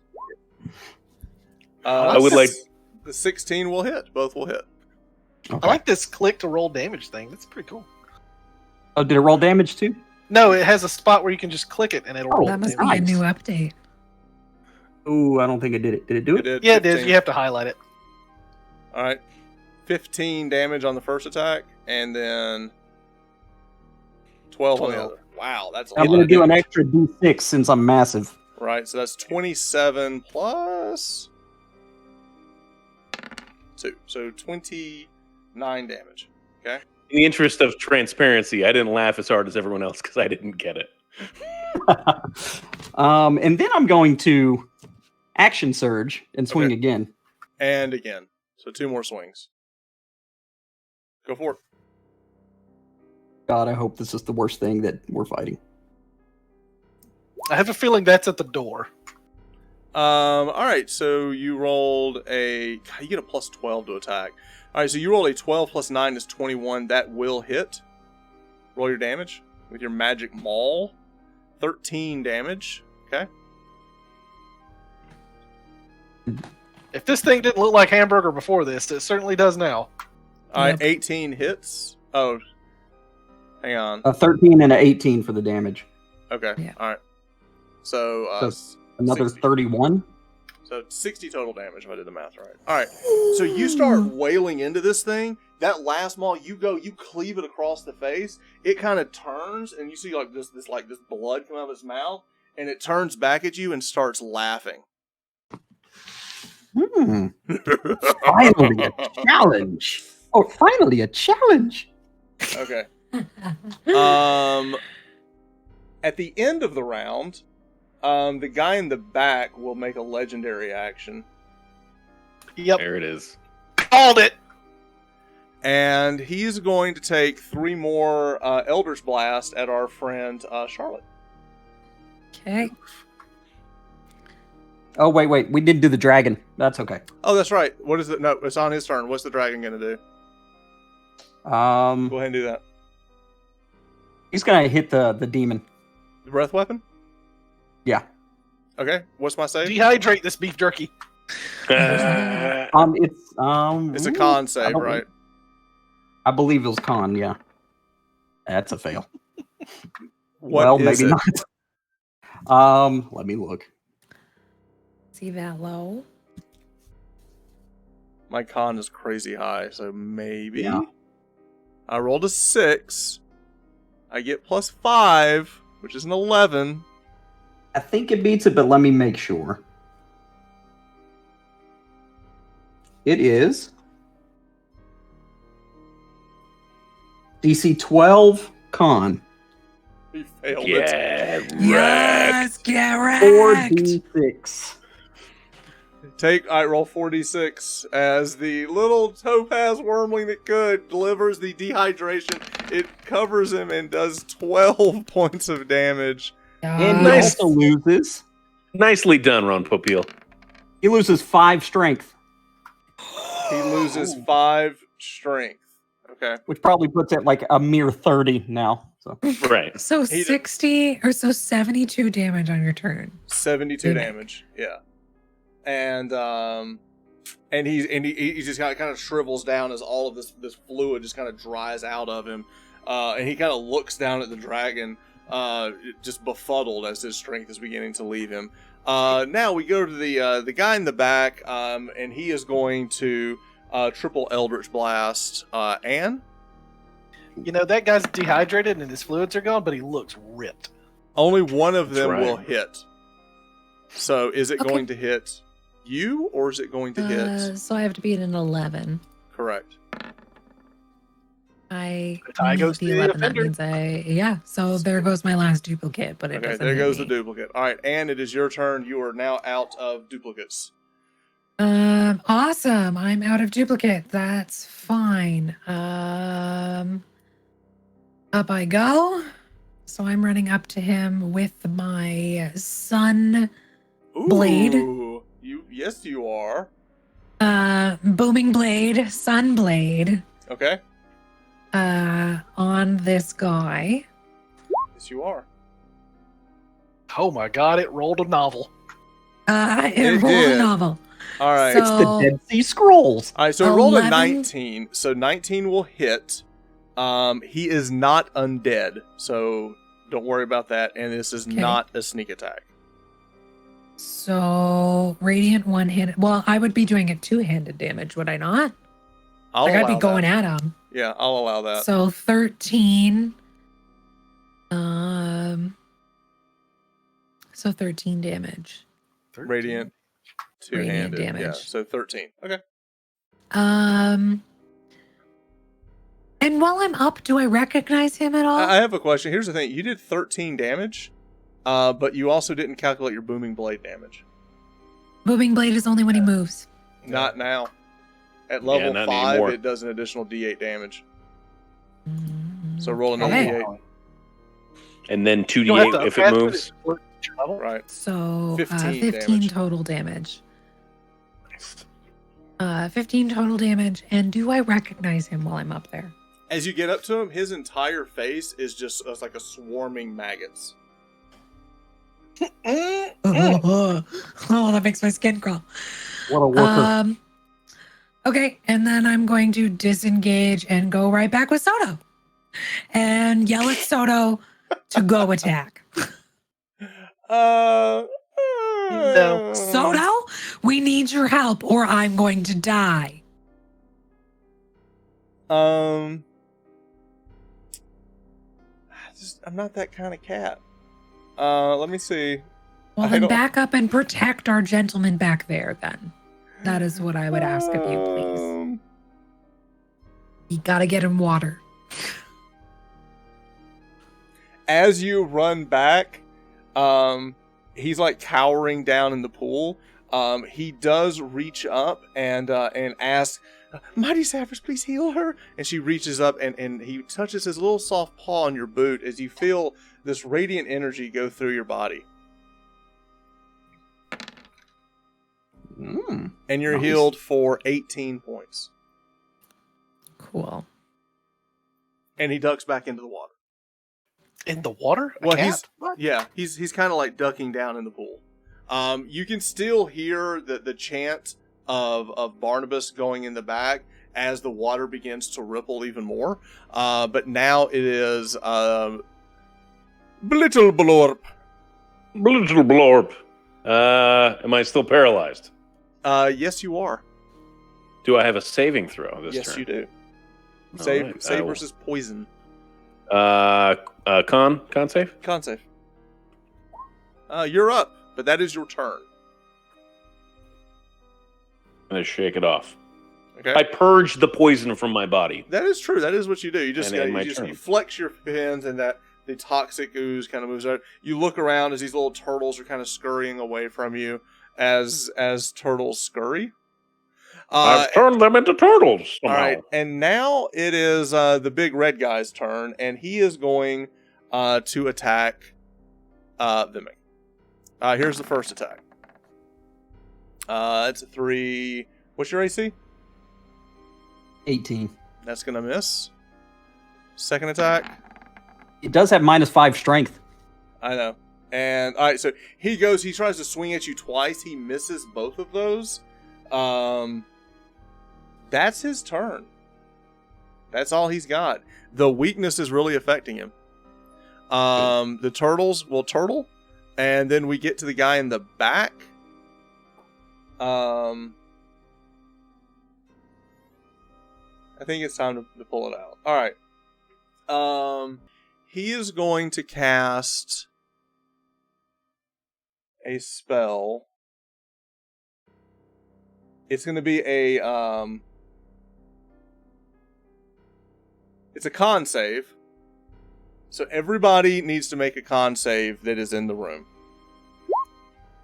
Literally everybody. As he begins to cast this out, this circling like black fog kind of goes into the entire room. Blittleblorp fails, and Hothamort fails. Vimak, you have advantage, so you can roll again because it is a con save. I am also lucky. All right. You might want to be lucky. Okay. Cordan and Vimak pass, and Anne fails. Blittleblorp fails. And Blittleblorp Blittleblorp fails. Poor Blittleblorp. Soto passes. Do I have to roll for soot? Barnabas. Barnabas fails. Who else is in the room? The Pixies, it doesn't matter if they roll or not. Yes, I already rolled for Soot. He passed. Okay. Okay. As this vile like clouds go out, everyone feels all this like this dark like power like draining out of them. As and everyone who failed the save. Here goes.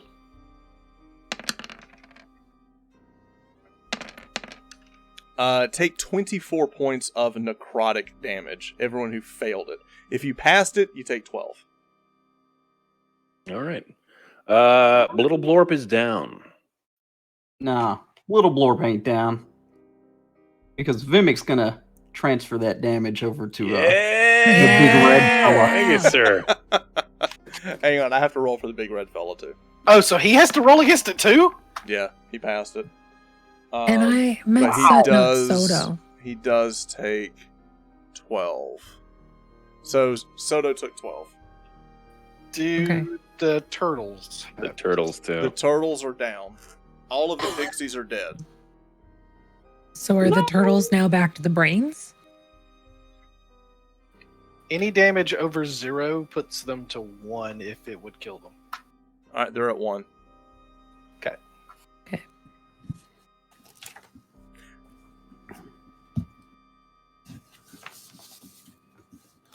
Does it put it to 1 or just excess damage carries Excess over? damage carries over. For the sake of argument right now, I'm going to say they're all up and they're at 1 damage. They're at 1 health. Yeah. We'll talk about that later. That was going to be the combo. Yeah. All right, so they're all back up and they're at 1. All right, now we go to Cordan's turn.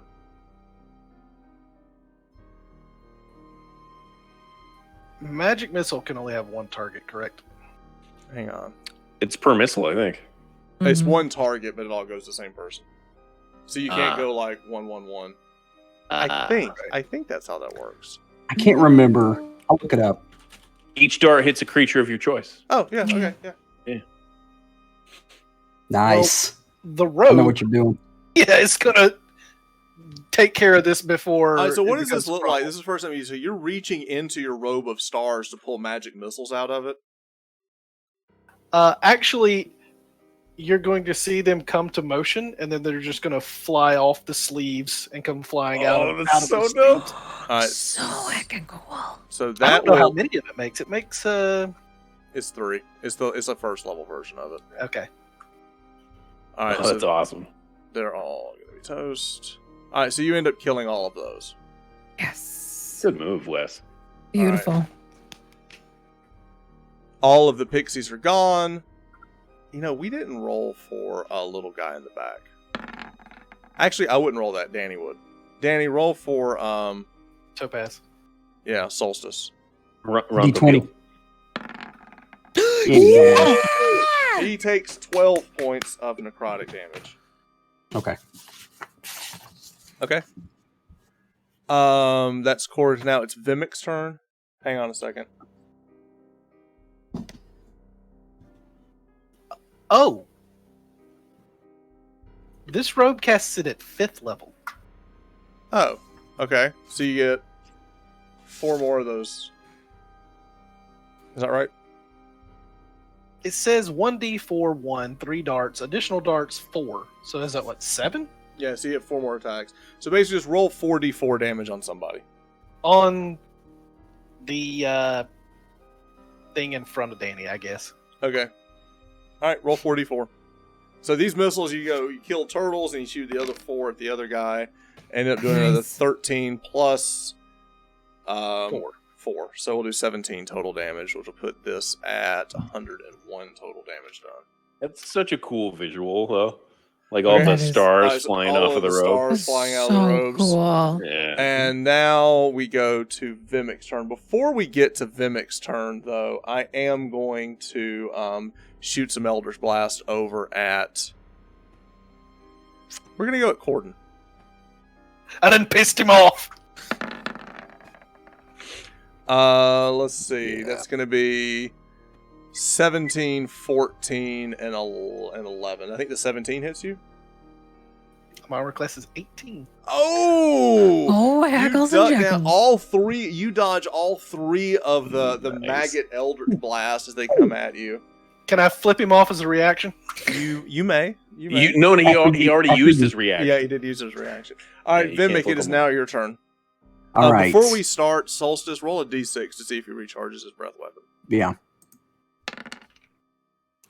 He does. Yes. He's All right, sucked in so- that bad juju. He's gonna make a good juju.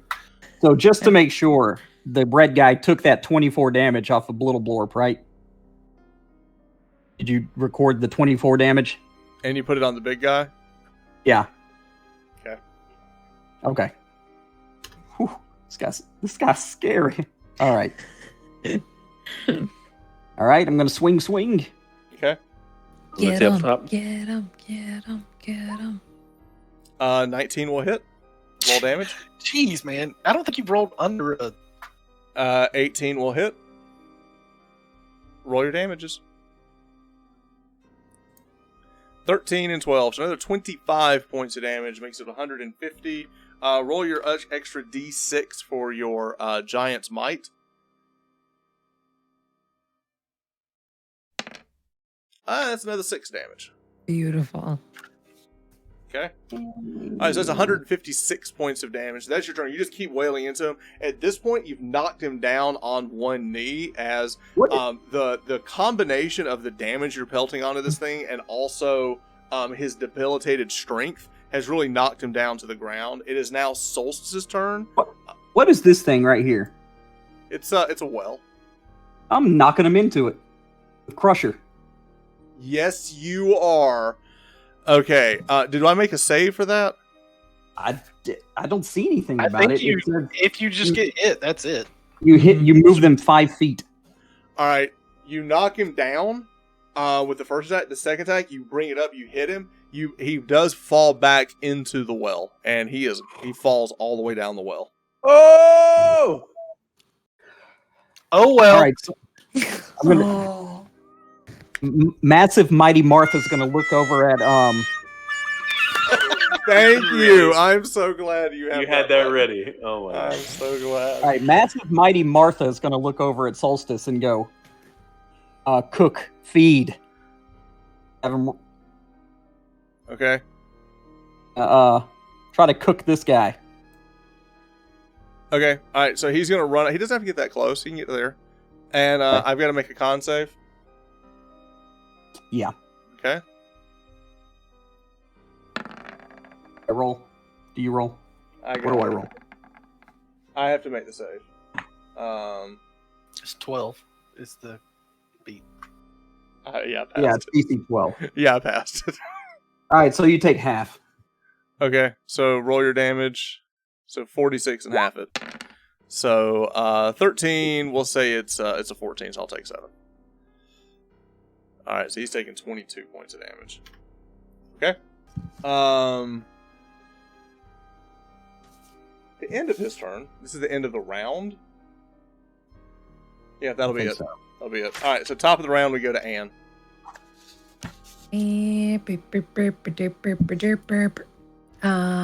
Up I go. And Sunblade attack. Yeah, you rolled an 18 plus 8 is a 26. That's gonna hit. You're Correct. doing it two-handed, so it's not a sneak attack. It's not undead. 9. I think it's just a different roll. It's a D10 instead of. It is a yeah. All right, so we'll take the higher one. So you did 9, and then roll another D8 for the radiant damage for the booming blade. All right, so It's 10. just a 1. Do 10. those stack? Booming blades? I don't think so. No, they don't stack. Okay. It's just for the round. So as soon as he moves, he only takes one booming blade worth of. Correct. booming blade. Correct. Correct. Um, Disengage. I'm disengaged, and I'm just gonna go back with Solstice there. Okay. And I think that was it. I think I moved 30 feet, and then I had to use my cunning action, so I don't have a All bonus action. Um, Soto is gonna run behind you, and as he runs up, he's gonna duck. There's like a statue here. He's kind of cower between the statue and the well, and you hear him utter his Savers, please summon every version of me there has ever been, all the brave ones. And when he does that, you see all these versions of Soto start running around the room.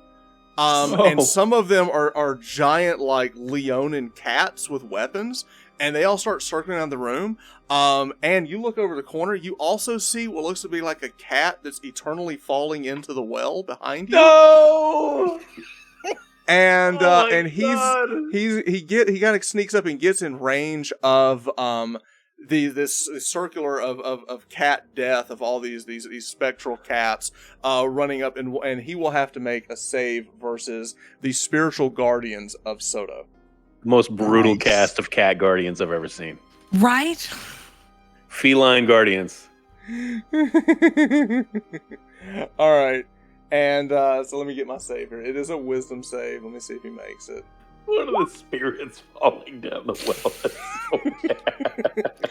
Don't fails laugh. That only encourages him. Is it like I know. where it starts over and it's like Hey, he takes 16 points of radiant damage from Soto. I'm happy for that. One of the cats falls onto him. Right, it just like claws him across. No, it's some of the spectral cats that are like these like Leonins that are like versions of Soto from other timelines. They go, they just start impaling him with spears as they kind of run through. And with that, the enhance ability that he had on Vimak is gone. He's changed his concentration to this, and now we go to the mighty Kuatoa. Little blorp. I'm gonna run behind him. Ba-na-na. Okay. Actually, I'm sorry, not quite that far because I've got 10-foot reach. Okay. I'm gonna make advantage of it, right. and I'm going to use a key point to flurry of blows. Yes.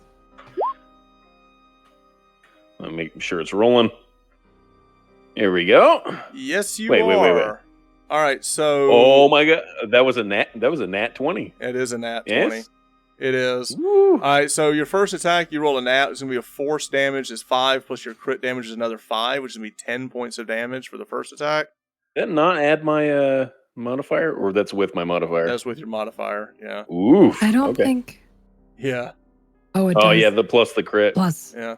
So it's 10 Yeah, total damage okay. for the first one. So that's 58 damage. Yeah, I'll take it. And then second attack? 18. 18 will hit, 7 damage, so that'll bring it down to 65. Okay. And then your flurry of blows And then attack? 3 and 4. The next attack is a 22. That'll hit. That'll do 10 points of damage, so 75. And the last attack is a 12. You miss with that one. So you hit him 3 out of 4 times. So you're just starting to pelt him with your spectral arms as you just continue I'll to take it. hit him. And he's still like this and bowing his head as the arms go to town. With that, we go to let's see, let me just delete that one. That's gone. It's his turn. He is going to move to here. He takes 2d8. I do take damage. 2d8 damage. Nice. Roll it.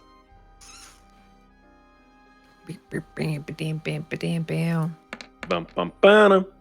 6 damage. I will take it. As he moves there, he basically just, his robes drop and this explosion of maggots and worms just fly all around him. Everyone within 10 feet of him must make a dexterity saving throw as the plague of worms explodes out of his body. The mighty Anne Hathamore rolls an 18, which is going to be a fail. Little A Dwarf fail rolls at an 18? Correct. Are you lucky? I don't know. Yeah, but Work with I that. don't know how much. Yeah, what are you gonna better I- roll? Like, I'm a +6. That's a 12, but like. Solstice failed too. Solstice failed too. Do it again. Where's my... Yeah, it's not any better. So is he made of more bugs and stuff? He Or is basically that- he explodes into these worms. His robes and everything drop to the ground. All those worms, some of them come back and coalesce and create him again, but some of the maggots are now holding down the Kuatoa, Little Burp, and Solstice as they take a mere 16 points of damage, necrotic damage, and they are also blinded and restrained from these swarming worms. Can Can I use evasion to half that damage? I believe you may. Yeah. I All right. also use Uncanny Dodge to Yes, have you that? may. And how much damage did you say it was? It was 16 total damage. 16? 16 So necrotic 8. damage. I'm actually rolling like poop on my damage. So you take 16 damage, and you are blinded and restrained from the masses of swarming worms.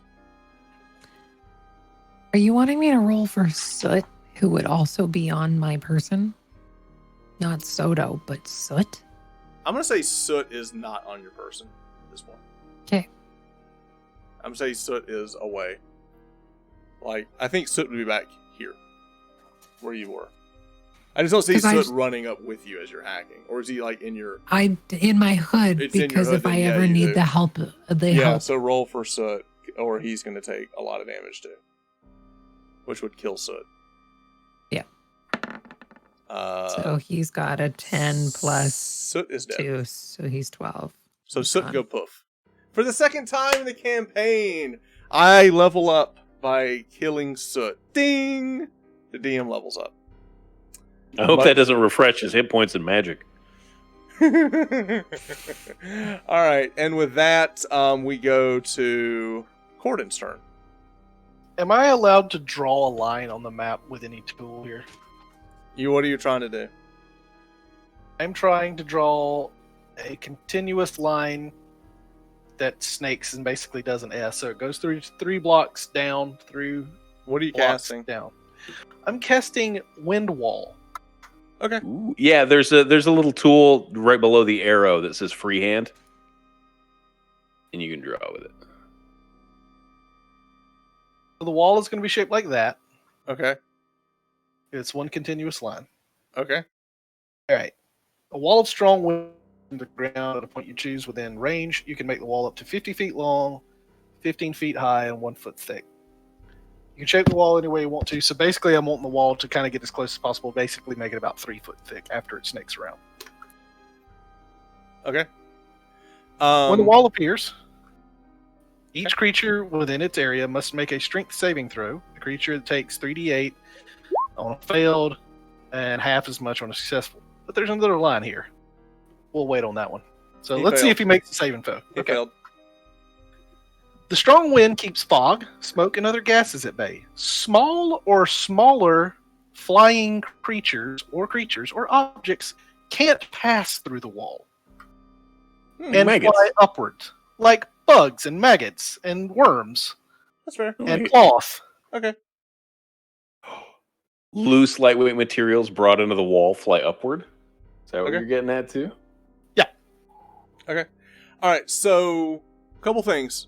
One, Cordan, as you do that, you create this wall. You do roll your damage.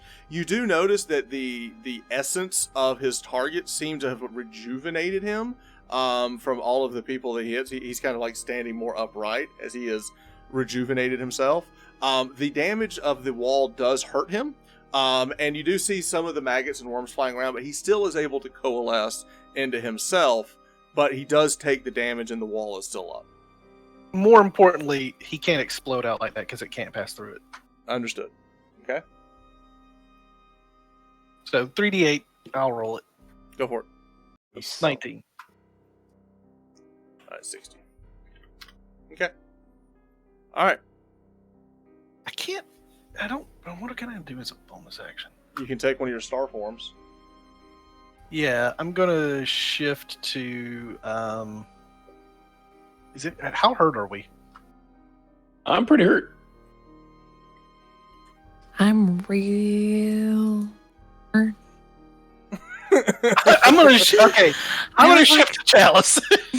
I was Okay. trying to figure it out. I was All like, right, so you turn into the chalice form as the lights go about around you. What happens now is for every healing spell you cast forward, you can duplicate the effect. All right, so now that's where you are with that.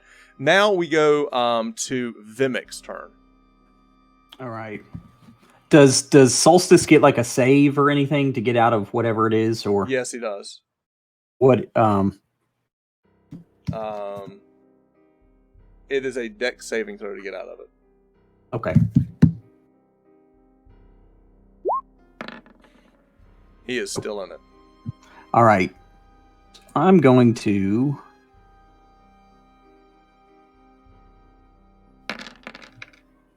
He takes 23 points of necrotic damage. Again? Yep. Oh, he's dead. He is unconscious. Okay. He will be making death saving throws. No. now, All right. like Baldur's Gate, just curiosity question: is there a help action that There I is can a help help action. bring him back up? There is. What caused him to take more damage? The maggots that are still on him. Oh, it's just like a constant thing? It's every turn that you are restrained from the maggots. They eat away at you. And you see the guy in the back. He's growing in strength as he has drained more energy from Solstice. So you get hit twice in one turn or Yep. one round? Yep. Ooh, God, we got to Failure drop save. this guy. Okay, so I'm going to swing twice on this dude. Okay. Now there is a wind wall. You're gonna have to run around it, basically, right? So you're gonna have to come. He can swing through it He if can the pass hammer's on through. Okay. It's smaller. It's smaller Oh, creatures okay. that are I gotcha. flying. You're fine then. That's gonna hit. That won't. Okay. So roll your damage. All right, so you run up with your giant maul. You attack this worm thing. You do another 10 points of damage with your maul as you go and crush through them. There's an explosion of maggots that kind of like scoot across the ground, and they almost as quick as lightning like run across the floor and go into his foot as he comes back into it. You do 10 points of bludgeoning damage. Do you want to do your D6 extra for your giant smite? Yeah. Okay. Okay, question: if it matters mechanically, if 14. it's just thematically, I don't care. But is it just for thematic? Because if them coming back to them helps. So they here's the can't. thing: it is thematic. Okay. Okay. So I understand the wall, and it is dissipating some of them, but it's just I'm trying to make the Gotcha. mechanics narratively make sense. Okay. All right. So now all we right. go to. Whoa. I'm going to invoke the stone rune Okay. and make a wisdom saving throw. Okay. I rolled a 19. You passed. Good job. Okay. All right, so you invoke the rune. It kind of shakes the magic of the runic magic off, and now we go to end of the turn. It's his turn again. He'll use his legendary action to feed. Each creature restrained by the larval's mage takes more damage. So Anne and Little blorp. Little Blorp take another 13 points of necrotic damage. Anne's unconscious. Anne is down. As is Little blorp. Little Blorp is down. This ain't good. And now at the top of the round is Anne. Anne, make a death saving throw.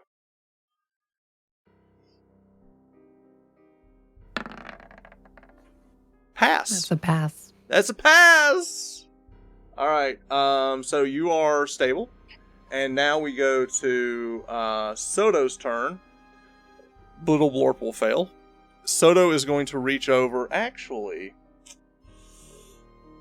a couple of things. First, I got to make the save because there's still spectral cats flying around. I pass, so I take half this damage. There's also wind. Do the spectral cats affect the maggots that are attacking Anne? They're not. That's like a spell effect. So 16. So they're not points. attackable or anything. No. 64. So 8 is maths. Okay. And then Soto is going to cast a spell.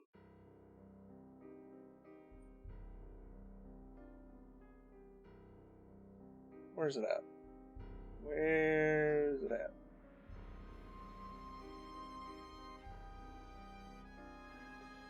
Alright, he is going to cast two things. First, he's going to cast Cure Wounds on Anne at level 1. So, Anne, you gain 3 hit points. So you're up. Then he's going to cast Mass Healing Word. Does that get the things off, or are they still doing it? She's shaking them off at this point. But everyone regains hit points. So Solstice, Anne, and the mighty Kuatoa, Hey, Little Blorp. Little Blorp, will all heal for 4 points of damage. I retract my death save then. I'm Yeah. sorry. That's right, you have to make it. Alright, so that means you're back up. Thanks to Mighty Soto. Yeah, I'm sorry, Soto. I didn't mean to skip your turn, buddy. All right, now it is Blue Blurp. You're laying on the ground. The maggots have left your corpse, and they've kind of gone back. You're up at this point with a mighty, 4 hit points? Yes, and I'm very upset. I'm still a pacifist. Oh, well, he's pissed me off, though. I would never kill someone, not unless they pissed me off. And Little Blorp is going to charge in on this feller. Okay. I guess, you know what? Since I dropped unconscious, I have to use a key point to summon my spectral arms again. Okay. So I'll do that as a bonus action, and he'll have to roll his dex save. I will roll my dex save. 10. A 10 will fail. Okay. So he'll take 2d6. Did that roll? Yes, it did. I 7. never know. All right, he'll take 7 damage. Okay. And then I will use my action to attack him twice. Okay. Arms of the Astral Self. Arms of the Astral Self. All right. So I see a 7 that's going to miss, a 20 will hit, and a 10 will miss. So the 20 hits with a 7 damage. Yeah. So 80. 20 hits with the 7 damage, and I will use Stunning Strike. Okay. DC 15 con save. I rolled a 13 total. Boom. Monk's gonna monk. Monk's got a monk, yo. Monk's got a monk. He is. I'm looking for it because I'm still. I'm so happy that you're He's stunned. He is. Yes! So am I. Stunned, and it is his turn, and he will do nothing because he is stunned. And now it is Cordan's turn. Okay. Does he take damage from the wind still? No, it's just Got it. there. I Just mean, when it comes up, I think. I can dismiss it at this point, Okay. but I don't know if I should. So, who goes after me? Danny? Correct. Yeah. Danny, can you do the thing where you like negate your hit to get more damage? No, I think it's only on other people. And I think he used it, right? he used it. Oh, I got more. Does Remember you. Does stunned count as paralyzed? No, No. Stun still gets a saving throw, though, right? correct. On any. Okay, so here's what we're gonna do. He's We're technically gonna- no longer stunned because on his turn he missed his turn. And We're I gonna recovered his cast stun. Is that right? Hold person. No, he's So- stunned till the end of my turn. Oh no, he is stunned. Yeah. So you're gonna cast Hold Person on him. And I'm going to woe his saving throw. Unfortunately, he is not a person. It doesn't say person. It says hold humanoid. I stand by my ruling. He is not a Woof. humanoid. Woof. What you're looking for is Hold Monster. Look at this monstrosity.